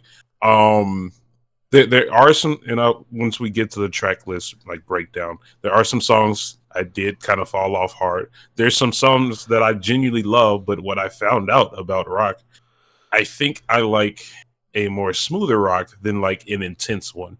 And I think that's just my personality. That's totally fair because like, like rock does share a lot of like common DNA with R&B, right? And like not this album a lot, like really, but like I definitely think like there are strains of that you can see like in the more smoother passages. I don't think it's a stretch to say like, oh, I'm willing to bet like Alien Love Call is one that you really liked, and it was like, that's a more smoother song. Yep. Yeah. In all the points where like the album actually slows down, it allows me to regain my focus and actually pay attention to it. Like No Surprise is a weirdly placed interlude. It's a fantastic interlude. Yeah, No Surprise is incredible. Phenomenal. Yeah, it's an incredibly sequenced album. There was an end of one of the songs where they actually started talking about a topic of like, I believe it had something to do with one of their dads leaving at an early age. And it's like, okay, like it's breaking down. I can understand it. I like this. And then it was like a hard guitar riff, and I was like, oh, I'm just kind of here for the ride. Yeah, no, and I definitely feel that. And like this album, things tend to blur together a lot. I think like when you're in my place where you've heard it like over and over again. You can tell. You can, And like, well, because like even to me, like Mystery and Blackout still blur together to me. Like those songs like that, and other ones, I think like Endless and the one after Endless. Fly Again? Not Fly Again. Endless and Fly Again is after. Humanoid, Shake It Up, and Endless. I think those two also like blur together for me, and also No Surprise and Lonely Desires like really blur together for me. New Heart Design and TLC, love those songs. Two of the highlights of the album for me, but I always thought those were two songs. So like even for me, who like I still think those songs blend together. So I don't bemoan you, but like there are songs that I think upon deeper inspection do change up the sound a lot. I think Don't Play adds like a lot of samba elements, and it's a very different kind of like rhythm to it. And yeah, like if you're just listening to the loudest thing in the mix, which no shame in that, but like if you're listening to the guitars, like it's going to sound pretty much identical to Blackout. But like when you get into the rhythms of it, especially before the breakdown at the end, like it feels very different. And, I think, what was the other one? I think it was Dance Off brings in like a lot of funk elements. And like, I do like how they bring in other like genres. And like, yeah, it's all hardcore at the end of the day. Like it's a very distilled, especially in the performance and the composition, it is very much hardcore punk. Like this is exactly what it is. But I think like there are moments where it breaks away from that. Yeah, this is the kind of project that would actually benefit from something like a stem player, because if you can break down and listen to those individual components, you can really True. get a feel for Yeah, like what I their would- influences are. Oh, I would Yeah. love to hear what. Good call. Yeah, I would absolutely love to hear what Franz is doing, like on every out, like because like Yeah. when you hear the bass line, it's crazy. But like just the way rock music is mixed, the way it's coming through to Spotify or You even gotta a higher catch it. quality, bass is hard to hear in everything. Like that is a Mhm. completely normal thing. But yeah, um, so I do want to ask you guys about like production and like what we mean when we talk about production. And I think this is where I was very interested to hear your guys' thoughts, because the instrumentation, the performance of a lot of this stuff, it's very classic Baltimore hardcore. But I think in the way the instruments are treated in post, I think it's very psychedelic. And to me, and maybe I'm projecting a little bit, but to me, it feels very much in conversation with like the ASAP Rocky, Travis Scott, Tame Impala wave of psychedelic. You know, yes, it's a hardcore album. Like, make no bones about it. Yeah. But like, listen to Holiday and listen to the ad libs in the background and like how they're like reverbing out. I don't think that, especially hearing what kind of music these guys listen to, I don't think that those small touches, bringing it in from all kinds of genres, especially like in the treating the sound in post, I don't think that's an accident. The thing is, for me, like, one, I love the production in general. Okay. Like how it actually all came together. I love how it sounds. I think it was mixed perfectly. Yeah. Like every sound that comes into it had a purpose behind it. That in no way whatsoever, when I was into the album, that I feel like this didn't belong or this doesn't need to be here. Yeah. But the other thing is, I don't know rock music as a genre enough to be like, oh, this is the subgenre of psychedelic. Yeah. Because like for me, this is nothing like a Travis Scott's Acid Rock or A$AP Rocky.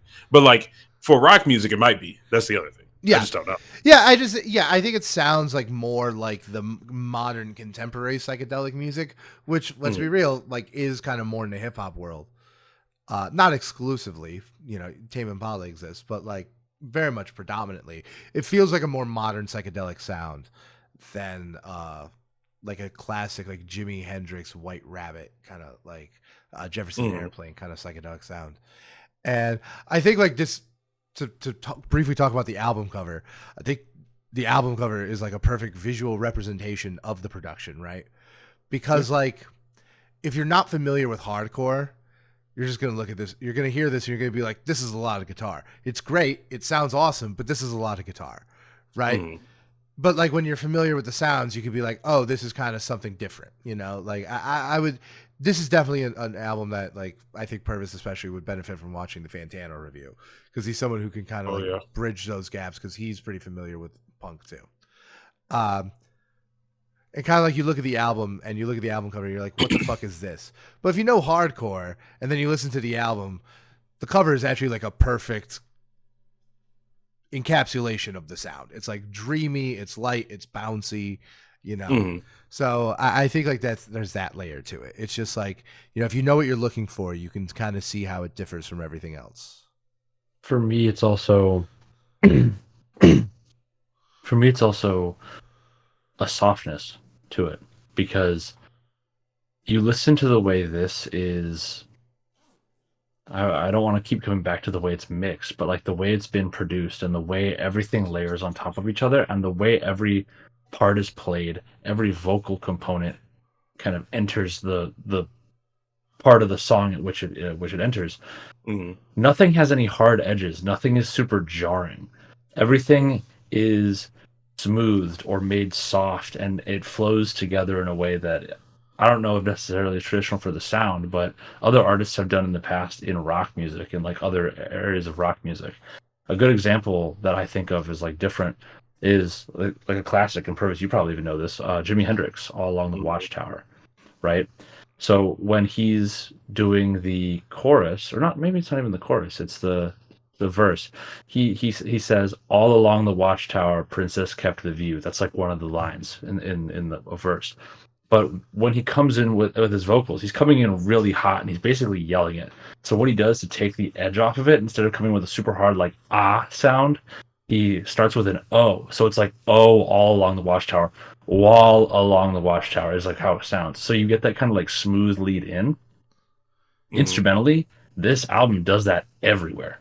Every single instrument is like tuned. Nothing seems like super high in volume and cancels anything else out in a way that's unexpected. Everything is just like at a certain level in terms of volume, gain, intensity, everything, where it all not only exists in its own space where it can really be heard by a listener who's discerning, but also in a way that respects and kind of enhances the other instruments without being overpowering. Yeah, it's all very cohesive. It's all like very like of a piece, and like I think like it really is like just top tier like rock production. Like when I say like, you know, some of the songs on like Tizo or that SZA song like sound flat, I mean it sounds like the opposite of Mystery.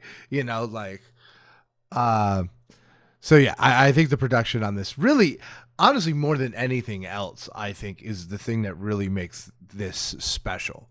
Right, like their previous 3 albums are all really good hardcore albums, but this is produced completely differently. If you do one spin on I don't even know their other albums by name, although to be fair, I just called Glow On Turnstile for a long time. If you listen to Nonstop Feeling, right, like you'll notice that's their first one, isn't it? I think it's their second. The second one. Yeah, if you listen to Nonstop Feeling, by the 3rd track, you'll know what I'm talking about. Like, but yeah, shall we dive into the track listing then? For sure. Yeah, so it's 15 tracks, but it's only 45 minutes or so, or 35. 34, 51. It feels 34, 35. Longer. It does feel longer. It feels longer, yeah. But it doesn't feel like it lasts. It doesn't feel like it outstays its welcome though. No. I It's longer until I get to the end. Yeah. Like it feels like a long time, and then I finish. Yeah. Like, okay, those last 4 songs are really, I mean, those last 4 songs are only 5 minutes. You know, between like New Heart Design and Lonely Desires, you know, that's only like 5 minutes. So it's not a lot. It packs a punch really quick. Yeah. So Mystery, great opening track or greatest opening track? Really, really, really great. I'll say that. Yeah, like it can compete. It's up there. Yeah. I think it's probably either my favorite or like second favorite song. Easily. Yeah. No, I think it's my favorite. That or Fly Again are probably my favorite song on the entire album.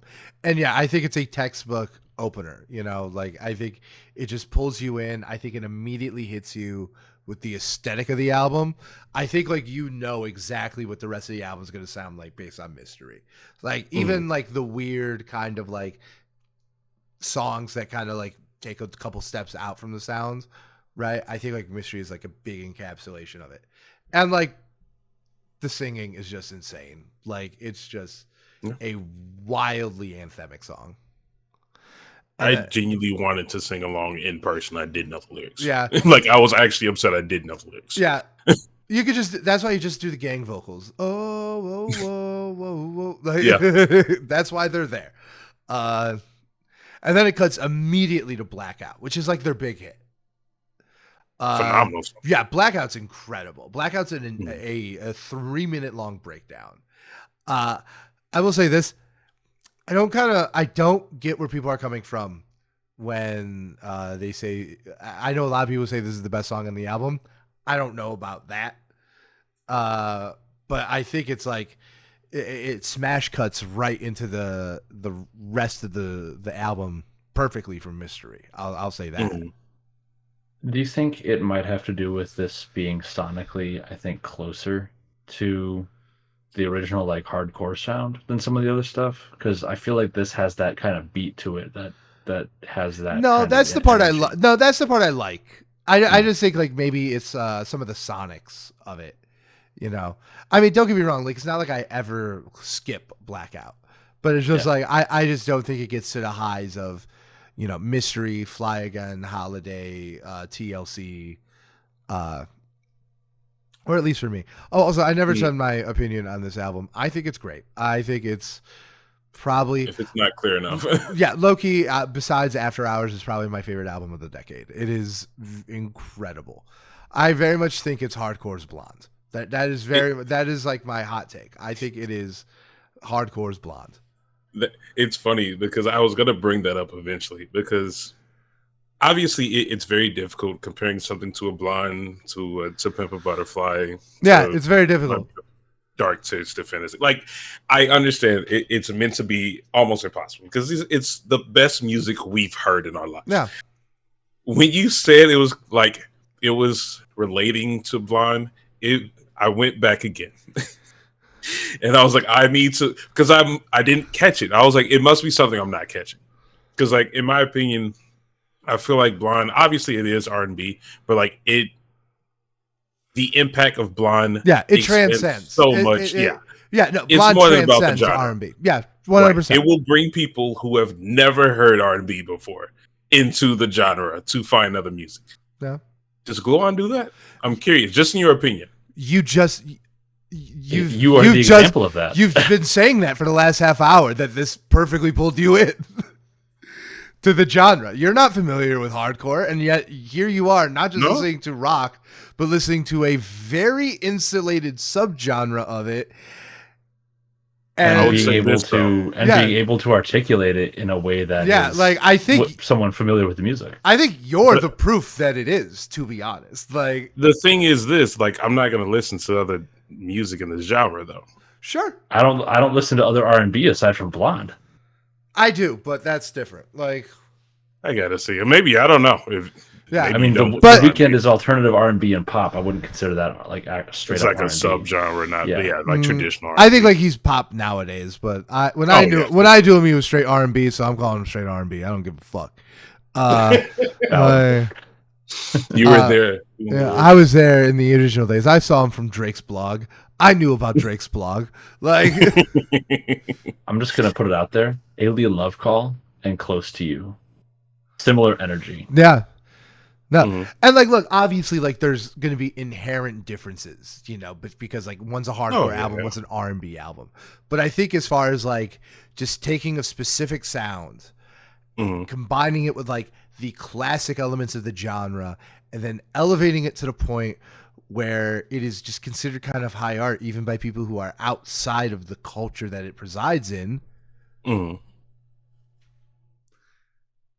I think that's what it is, right? It's tough because like I would never find this album if you didn't like tell me to listen to it. Sure, and like, but that's just because of the circles you're in, right? And that's what friends are for. Fair enough. Like I probably would never find like electronic music if it wasn't for my friends who like electronic music, already into it. I never would have found this without the friends who got me into it, 15, 16 years ago. So, that's kind of how all music is shared and like how we get into all music, So, yeah, no, I think proof's in the pudding that this is a album at that caliber. And and the only album I put above this for the decade right now is probably After Hours. RTJ4 comes close, but hold on. Carrying the Hose? Yeah, no, definitely leave this album over Carrying the Hose. Not even Damn. Close. It's not even close. Right? Didn't tell Carrie? I mean, it's close, but yeah, no, easily this. I put this above RTJ4. Okay. Yeah, like I mean, I'm not mad. Yeah, like I think like this is just head the nuts, just like perfectly crafted. Anyway, back to the track lists. Don't Play. Highlight. Don't Play. Oh yeah, I like Don't Play for sure. That's the one that reminded me of F-Zero X. I've listened to it 3 times now, and every single time I'm like, oh, I'm in a car racing down. This is definitely race music. If there's anything, I'm saying it right now. If you're on Lakeshore Drive at night, you listen to Blonde. But if you're on Lakeshore Drive in the daytime, I'm cursing people out at sunset. Yeah. Oh, I drive down it on. I don't go there when it's busy. I go on like Sundays. Yeah, no. Yeah. All right. Now I got to talk about what to me is absolutely a standout on the album. That's Underwater Boy, which is definitely one that is a little bit more left field. What is everyone's? This is tied for my favorite. I love this song. Like the first few times I listened to the album, I'm like, what the fuck is this? But now I'm like, this is it. This is what this falling by is. the wayside. Yeah, and that hook is just so hard. Yeah, this perfectly straddles that line between like hardcore and just general like traditional contemporary rock, Yeah, and then like that very kind of like indie mid 2000s sound that I think of when I think of like this kind of like hi-hat, the way that they use the drums on yeah, this, the riffs, yeah. The New all of York it indie has scene. that like, Well, yeah, the it East has Coast that indie feel. scene, because they're from Baltimore. Like that's got to be in the DNA. Even British, like British Yeah. indie, yeah. Yeah. No, yeah, and I think Underwater Boy is just like, it's weird. It's kind of out there. If you've seen the music video, it is a trip. I have not seen the Dude, music it is video. it's like a video game render. I have to see that. I've only seen two. I've seen the mystery one, and then I think I saw the blackout one, but I don't think I've seen this one. Yeah, I love the mystery one, and I love the holiday one. Oh Speaking no, of, I saw Holiday. I saw yeah, Holiday, not speaking of Blackout. which, Yeah. Holiday, this song went hard. This song goes so hard. I'm sorry. They do. I like, this is one of those songs where it's just like, I don't see how people don't like this music. Like, it just makes me want to like do karate punches. Yeah, I was literally gonna say, just because like I didn't speak on Underwater Boy. I understand Underwater Boy was a miss for me, but I also understand that like it could very much be wrapped into just like, I don't listen to rock like that. I can absolutely see it being a highlight, but like for me, it just didn't hit. So it's like, that's like the least rocky, like that like I feel like is like the least rocky song on the album. I agree. It just even in Alien person. Love Call? Yeah, that and Alien Love Call. I would say those two, you know? And like, spoiler alert, I think if there is a miss on this album, it's a very hot take within like the fan base. I think it's Alien Love Call. Like, Alien Love Call. Look, I think it's a good song. Like, I'm not saying it's a bad song. I'm just saying no bad songs on the album. No bad songs on the album, but this is that's like the one. Look, I love Brendan just fucking howling, but I think like he goes a little too over the top in Alien Love Call, a little bit. Jesus Christ. I'm going to kill you. Like, for Underwater Boy, absolutely. Like I understood that I missed it, and I accepted it.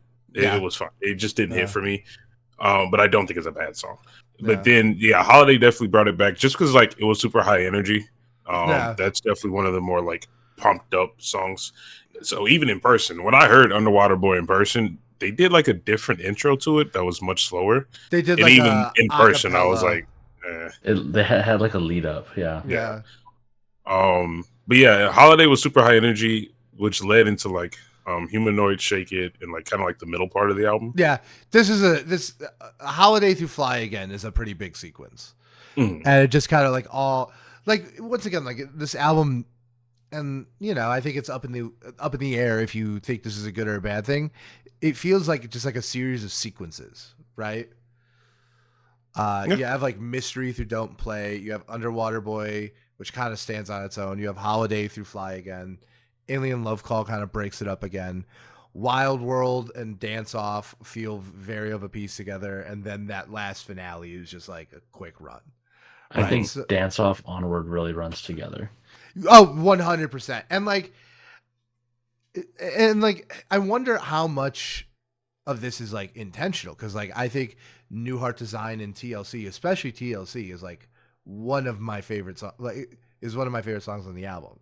You know, that breakdown of like, I want to thank you for letting me be myself. Like that's a hell of a message to put on a breakdown of a hardcore song. Yeah. But yeah, so what do we think about this middle passage? Because like, personally, Humanoid, Shake It Up, and Endless, like I like those songs. They're not skips, but like they blend together and they're just kind of noisy to me. I love the noise because I think the production and the instrumentation is still really rich. But like, yeah, like if I'm tearing out this album, they're closer to the bottom.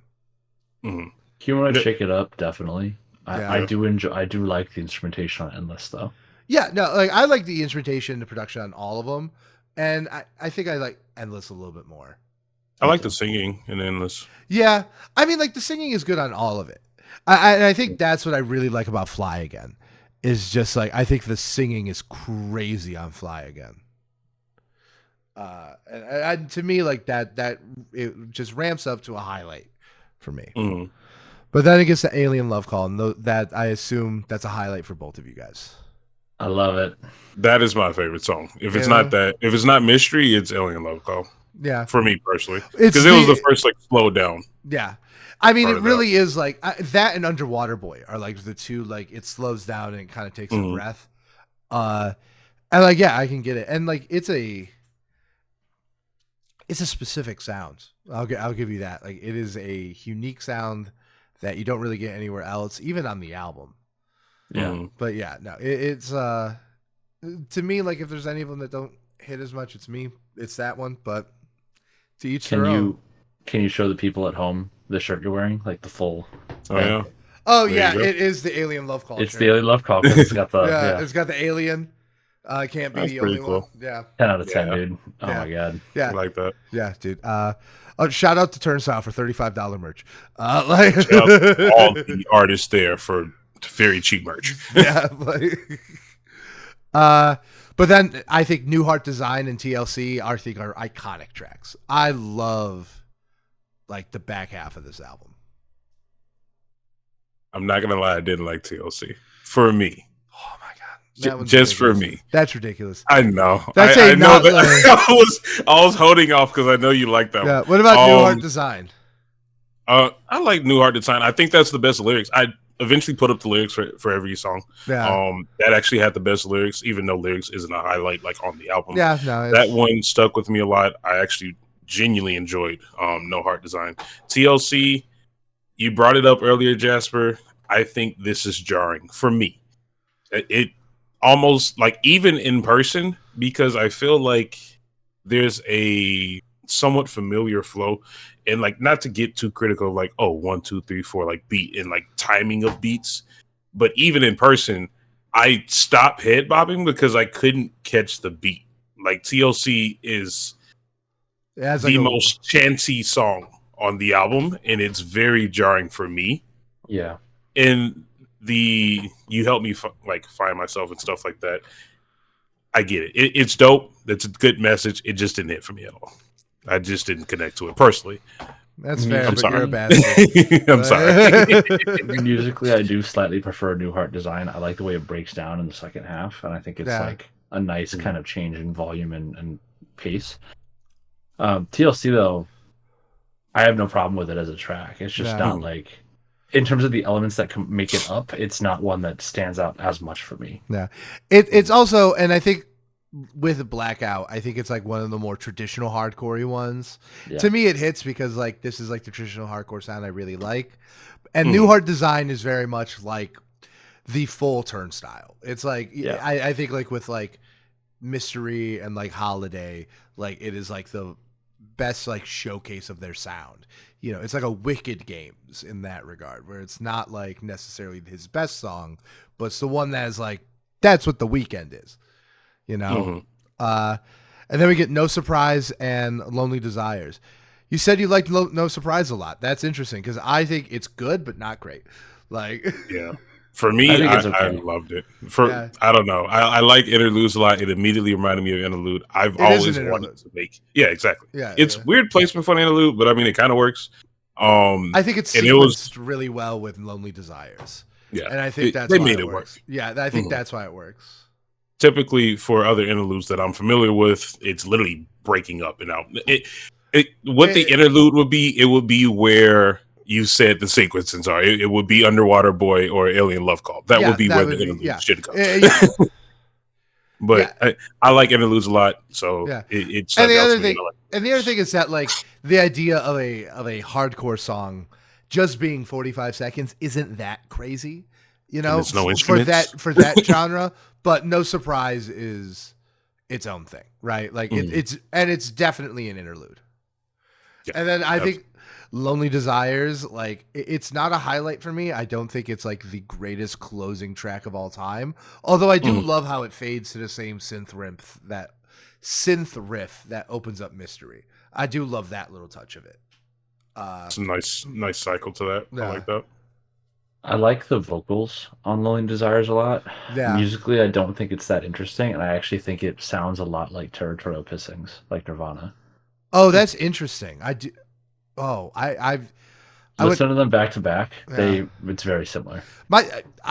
I don't doubt it. Now that you say that, like I totally buy that. I just feel like it's the production. Like the Nirvana has such the raw, gritty production, and this is just so glossy. That and it's also like chord progression. Yeah, I feel like, but no, just the you're chords no, being no. Like used. the instrumentation is very similar. Like that's not a that is you're on point with the comparison. But yeah, no, it's not a super long album. I think it has like a strong take. Real quick, because we are a hip hop podcast, and like they are opening Camp Flog now, not opening, but they are there and like pretty prominent, especially for a rock band. Like, do we foresee any crossover with hip hop? It appears to be something that influences the artist a lot. Like, even if not in the music they make, it seems to be, music that they're all listening to at least. So do we think that there is a chance? Do we think that this is something we would want to see?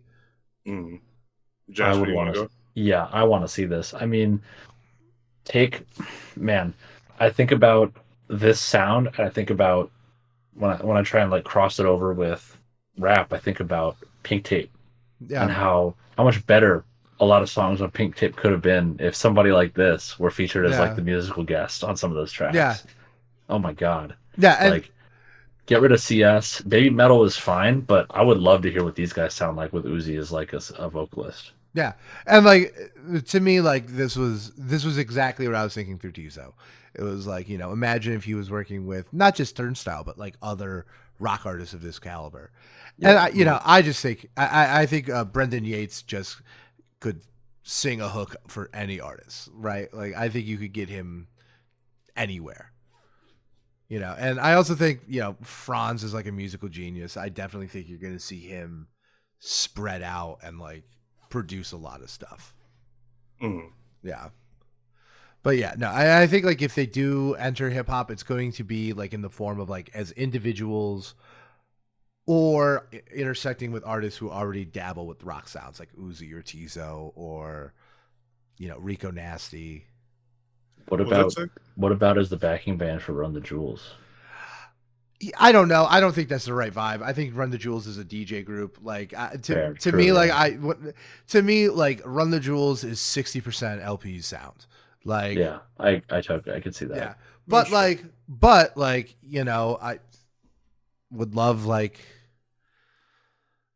The big one that I want to see is Tizo, to be honest. Like that would be the one where it's like, yeah, let's just get this guy who clearly has the vocal chops, who get him on a platform where he somewhat let's get him in a rock, like he wants to do the rock sound. Let's get him in a rock sound with people in the proper way, with people who know what they're doing with that sound, right? The sound of Alien Love Call with Tyler on it. Yeah. Oh, I also think like a Tyler crossover is totally like up these guys' alley. Boy, could you imagine seeing Turnstile open for the Hillbillies? That would be crazy. Oh my god. It's so weird. I don't know. You asked this question to me throughout the week, so I've had time to like actually really consider it. And it's so hard for me to like picture this blending in with like at least some of the artists that I've listened to. Yeah. And it might be like closed-minded or whatever it is. And like in no way whatsoever am I like wishing negatively around it. It's just really difficult to see hip hop and rock blending very successfully. Because at least in the ones that already exist, I haven't grabbed attached to it. Like I love Denzel Curry, but he is much more heavily on hip hop. No, he just has rock aesthetics. He doesn't have a rock sound. Yeah, that's what I'm saying. And so, like in terms of actually artists that are genuinely in the rock sound, there's no one I even like in reality that's with hip hop. Yeah, one person who did it really well, who I think is overlooked now because it's been a long time, is Eminem. I mean, Eminem had a lot of rock sound in his earlier music, and then that just kind of fell out of vogue. It wasn't popular. Yeah. So. I also think like, you have you have one group that basically did the rock rap sound perfectly, and then like with Rage Against the Machine, and I don't think it's a coincidence that happened in the rock world, you know. Right. Yeah, Zach De La Rocha is very much a rapper, but like Rage Against the Machine is not hip hop. And you see glimpses of that slightest. with Red Hot Chili Peppers too, but Yeah. like it's not even close. Yeah, That's what I'm saying. It's literally not hip hop. Like, yeah. But at the same time, like you also have like Tame Impala. Kevin Parker has produced on everything from Astro World to Kanye albums, and I don't see why these guys couldn't take like a backstage, like a because that's the thing. Like I think if this is going to happen, I think the most likely and the most exciting option is like having it be like a backstage influence, right? Like maybe it's you have them working with an artist who already wants a rock sounds, because it does seem like that's kind of getting a little bit more popular, and I think that would work. But I really think like what it would be things like Brendan Yates contributing vocals or the production behind them, just doing it. Turnstile on Insano? What? I mean, prediction? I mean, I would kill to hear the Yates howls and the Cuddy hums all at once. That would ascend. Yeah, but also you've got people. Purvis. I was just gonna say you also got people who do have that crossover, like James Blake, Bon Iver, Francis even White. Still, those people like don't make hip hop music. They're pieces or elements that they add to it. Yeah. And don't get me wrong, I will give them their flowers. I love those artists, but they're not actually hip hop artists in themselves. Right? But, sure. But in a sense, don't they technically still? I don't know. I mean, I think about the song that appears on the James Blake album, Mile High, with Travis Scott, and it's like it's a James Blake song. Travis Scott isn't really rapping on that song. Travis Scott isn't a lyrical rapper anyway.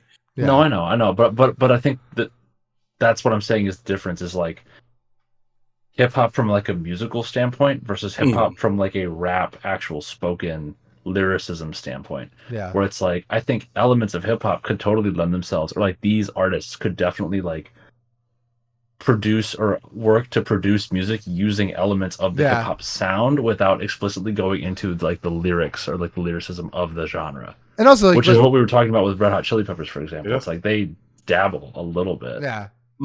Yeah. And I think like my biggest point of reference would be someone like a Kevin Parker. And I think like just to put it all out there, like I think like you get someone like Franz who not only has like this background but also has a cultural connection to like these kind of artists. Like I think you could really unlock something special. And like someone like you would probably be none the wiser. You would just hear it as an amazing, like it's like a part of a song, like an amazing part of the song. The same way, like you listen to, I forget which song on Astro World Kevin Parker produced, but you hear that and you don't think, right. They're, that and yeah, that's how I think. Like if they're, I think that is a high likelihood, and I think like that's how it would manifest. Or it could be like Thundercat, Walk On By, featuring Kendrick Lamar. It's like Kendrick just has a verse in the middle of a fully Thundercat song. Yeah. No, that makes sense. Could be. And it's like, I do not think it's, I don't know if just as a fan of Turnstile, I would like this, but like they also do like remix stuff, like I could see like a Denzel Curry hopping on one of these songs. He's done Rage Against the Machine covers. I think he could, I think it could, and I agree that it will definitely flow the other way. I think hip hop is a lot more flexible of a sound. I don't know about that, but I think hip hop artists like are just so in the zeitgeist.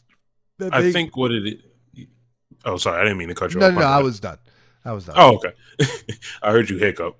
But I was actually going to bring that up because we briefly discussed it when we were texting about it. What would be easier to like lend itself to the other actual genre? And like, now that I think about it in a different perspective, I think you were right. I think rock can actually lend itself into hip hop a little bit easier. I think that's what you said, right? Yeah. Yeah. Because it doesn't have to be like, Little Uzi featuring Turnstile, the whole band. It can be that in the background. It could be, you know, Brendan Yates doing vocal fills a la, you know, Beyonce on Peak and White. You know, it can be like that kind of thing. You know, Elton John is on All of the Lights. You know, like, right. And that's what I was going to say in terms of like what the genre can actually successfully bring to the other one. It's much easier for a rock sound to find itself into hip hop than a hip hop lyric to find itself in a rock song. Yeah, in my personal opinion. yeah, I agree. I think like if you're gonna do that, you had to bake it in through the whole thing, like Rage Against the Machine. It has to be the entire sound is built around the idea that this is a combination of the two genres, right? Exactly. And I think the other side of that sword is that I actually think that is something that happens a lot more than the other way. You know, like it hasn't been good typically, but like it is something that happens a lot more often. You know.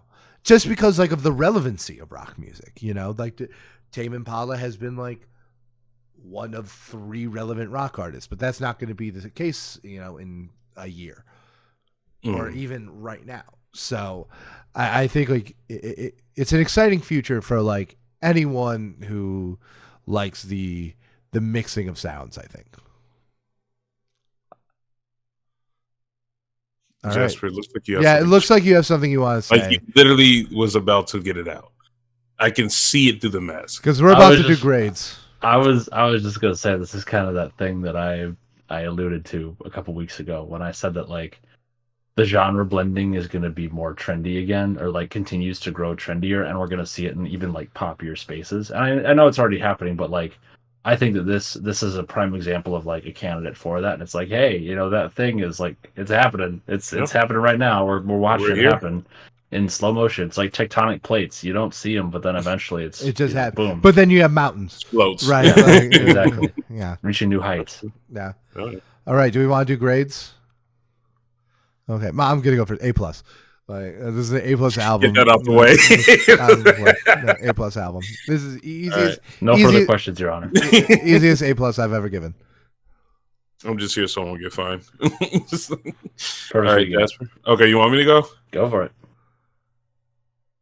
Curious. Damn, I want to give it 2 grades if I'm being honest, because like I feel like as a rock album in my limited experience, this is an A album. Like I feel like it's an A album. Yeah. The quality is there. I love the band behind it. The lyrics are limited, but what they're saying actually makes sense. In terms of my own listening style and what I find the circles I find myself in, I'll give it like a B minus. Yeah. I don't think it's bad in any sense. I think it's above an average album that I would casually listen to. I would come back to a few songs here and there. Yeah. But it's just not my sound. It's too much energy for me. And that's like complaining why a stop sign is red. It's meant to be energetic. Yeah. It's just not for me. Yeah. So that's my opinion. Did you like this more or less than Ride the Lightning? Ooh, that's tough. I didn't consider that yet.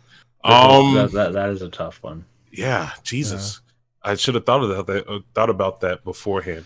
I feel like it's going to be judged by recency bias.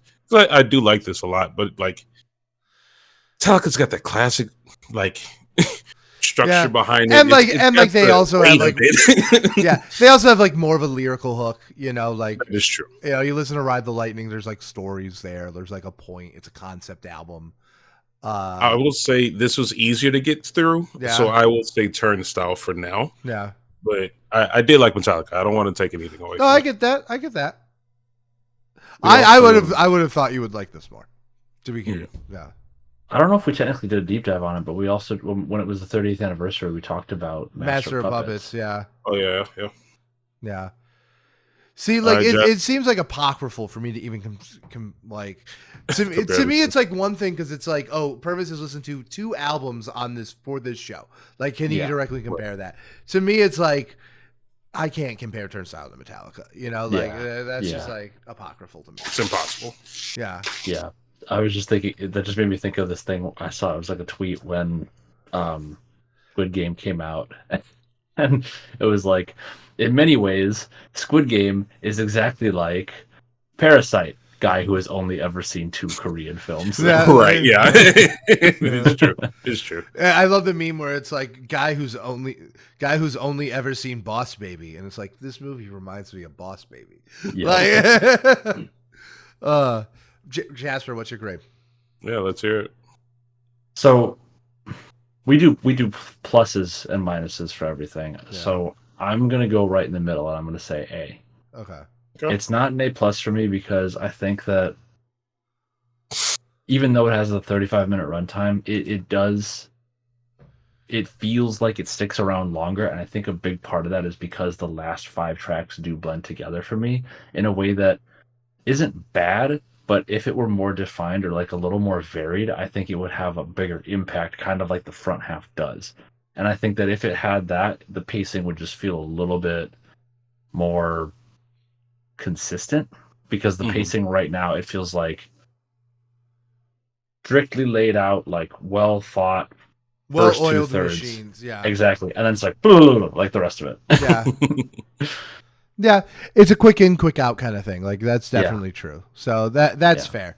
I just like a lot. Like I agree with that criticism. I just really like those songs on an individual level, right? Like I'm at the point. Like I have this on like my playlist, like New Heart Design, TLC. Those show up all the time, just like on their own, and like they don't. To me, they play really well, like on their own, like in a playlist. So like I see that criticism and like I agree with it, but. You know, at the end of the day, I do really like those songs. These tracks definitely stand alone. And I think that's one of the strongest things about this is that, and I think an artist who can make a song that works well in an album context, but also works well outside of it, I think that's a serious strength. And that's part of, and you guys are going to hate me, but that's part of the reason I think TPAB doesn't resonate with me the same way, because the songs are so codependent on each other for all this context and the storytelling and yada, yada, yada. I just think they need to make a version that cuts out the parts of the poem.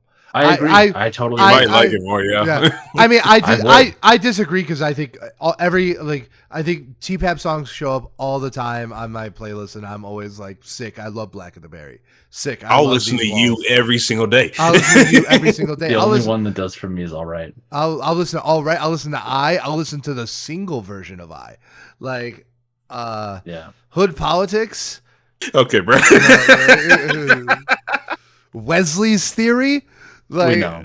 I'm sorry. I apologize. Not going down the track list. You can't do it to me. You can't do it to me.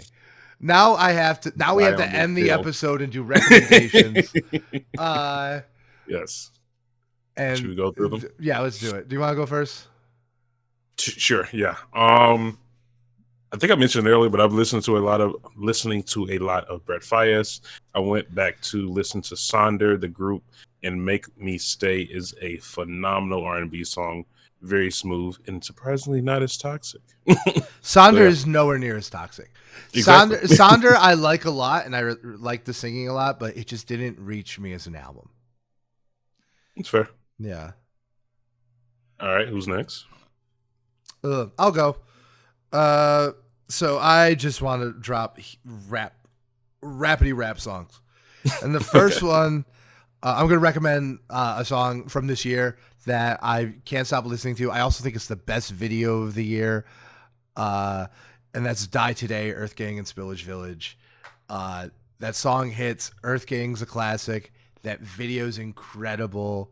Still need to watch it. Dude, it's so good. It's so good. I'm going to watch it after this. Yeah, dude. Die Today, Earth Gang, Spillage Village. Top 5 singles of the year for me. Best video of the year for me. Absolutely can't stop listening to it. Did you go back and listen to Spillage Village stuff No, yet? I'm going to. I just haven't yet because Take your time. Because this has got it's a little bit of the Brent Fayez effect, because like this has gotten me into an Earth Gang vibe, not a Spillage Village. Mm-hmm. Get that. All right, Jasper. All right. First one is, I mentioned him briefly just for context, but I feel like it is currently 50 Cent season, so I'm going I Get Money by 50 Cent. Okay. That's a good one. Classic. That's a classic. That synth goes hard. I respect that pick. That's a classic. Yeah, love that song. We will get to a 50 Cent episode. Yeah, eventually. 50 Cent MF episode. Doom first. We gotta do 50 Cent. We gotta do 50 Cent. Yeah. Okay. I'll do my second song. Brandon, I haven't screamed the lyrics in a text form you in a long time, and I did it Thursday. But I'm going to recommend. I haven't done it yet. I'm going to recommend my first Kanye West song, "Ghost Town." Yeah. I don't know why it came up in my head, Dude, like, I'm at the point where I was screaming that song at home. It's so good, and that was the first time I have you doing Kanye West lyrics. You actually played along with it. No. But yeah, You know those lyrics. You know those lyrics aren't actually original. I wouldn't be surprised. Yeah, That sounds like something. They're pulled from a rock band called Vanilla Fudge. It was super funny. Yeah, it was. Yeah, no, it's hilarious. All right, my next one. This was hard, right? Because I listened to it. I listened to the original version of this song, right? And I'm like, oh, this is a classic. This album has aged like a fine Cabernet. It is a classic. And I was like, Okay. oh, I gotta recommend this song. But then I remember that this was 2010, 2011-ish. And this was the era where sometimes you would put on a version of the song and you would hear a lighter flick and then Lil Wayne would show up and then it was his song. So I have to recommend the Lil Wayne remix. I'm recommending, oh, God damn it. I had it just pulled up. It is, God damn it. You lost it. Let Do It, the remix of Ole Do It by Lil Wayne. Wow. Yeah. First off, Jesus, Flockavelli, absolute classic. Absolute, just a deep. We gotta do a Waka episode, dude. Holy shit, dude. We gotta do maybe less. I think I want to do more of a deep dive on Flockavelli than like an actual Waka episode. Yeah. But Oh, Let's Do It is a classic. But yeah, Ole Do It. Ole Do It. Man, that is bleeding Chicago. Drug dealing music. I respect it. Okay, I'll give it to you. Jasper, close us out. I've been big in my early Lil Uzi Vert era again. So I'm going I Can Drive off of Perfect Love. Ooh, I Tape. like that. Oh, that's a good I do one. like that. That's a good one. That's a good Uzi pick. I play me old Lil Uzi Vert till I'm Lil Uzi Horizon. No. Okay. You had to do it. It's so good, man. I was coming back from that trip to St. Louis. I did the entire discography in the car. Yeah. My girl had no choice. I was like, we came all the way out here to see two artists who you like, one artist you really like, a second artist who you also sort of like but don't know as well, and then the opener who you didn't know you would like. So now it's my turn. My time. So I literally played Perfect Love Tape, or not even Perfect Love Tape. I played Lil Uzi versus the World all the way through to Eternal Take in the time we had. Jesus Christ, Jasper. Yeah, it's like when I get in the car with Rachel and I'm like, no, turn off Remy Wolf. Play West Side Gun. I knew you were going to sing yourself. Of course. Waiting for it. Play it now. Try to hijack Siri, like, play West Side Gun. Dude, I would pay $39.99 to make West Side Gun my Siri voice. Oh my god. You're worse than the people who bought Snoop Dogg for Call of Duty. Yeah. $39.99.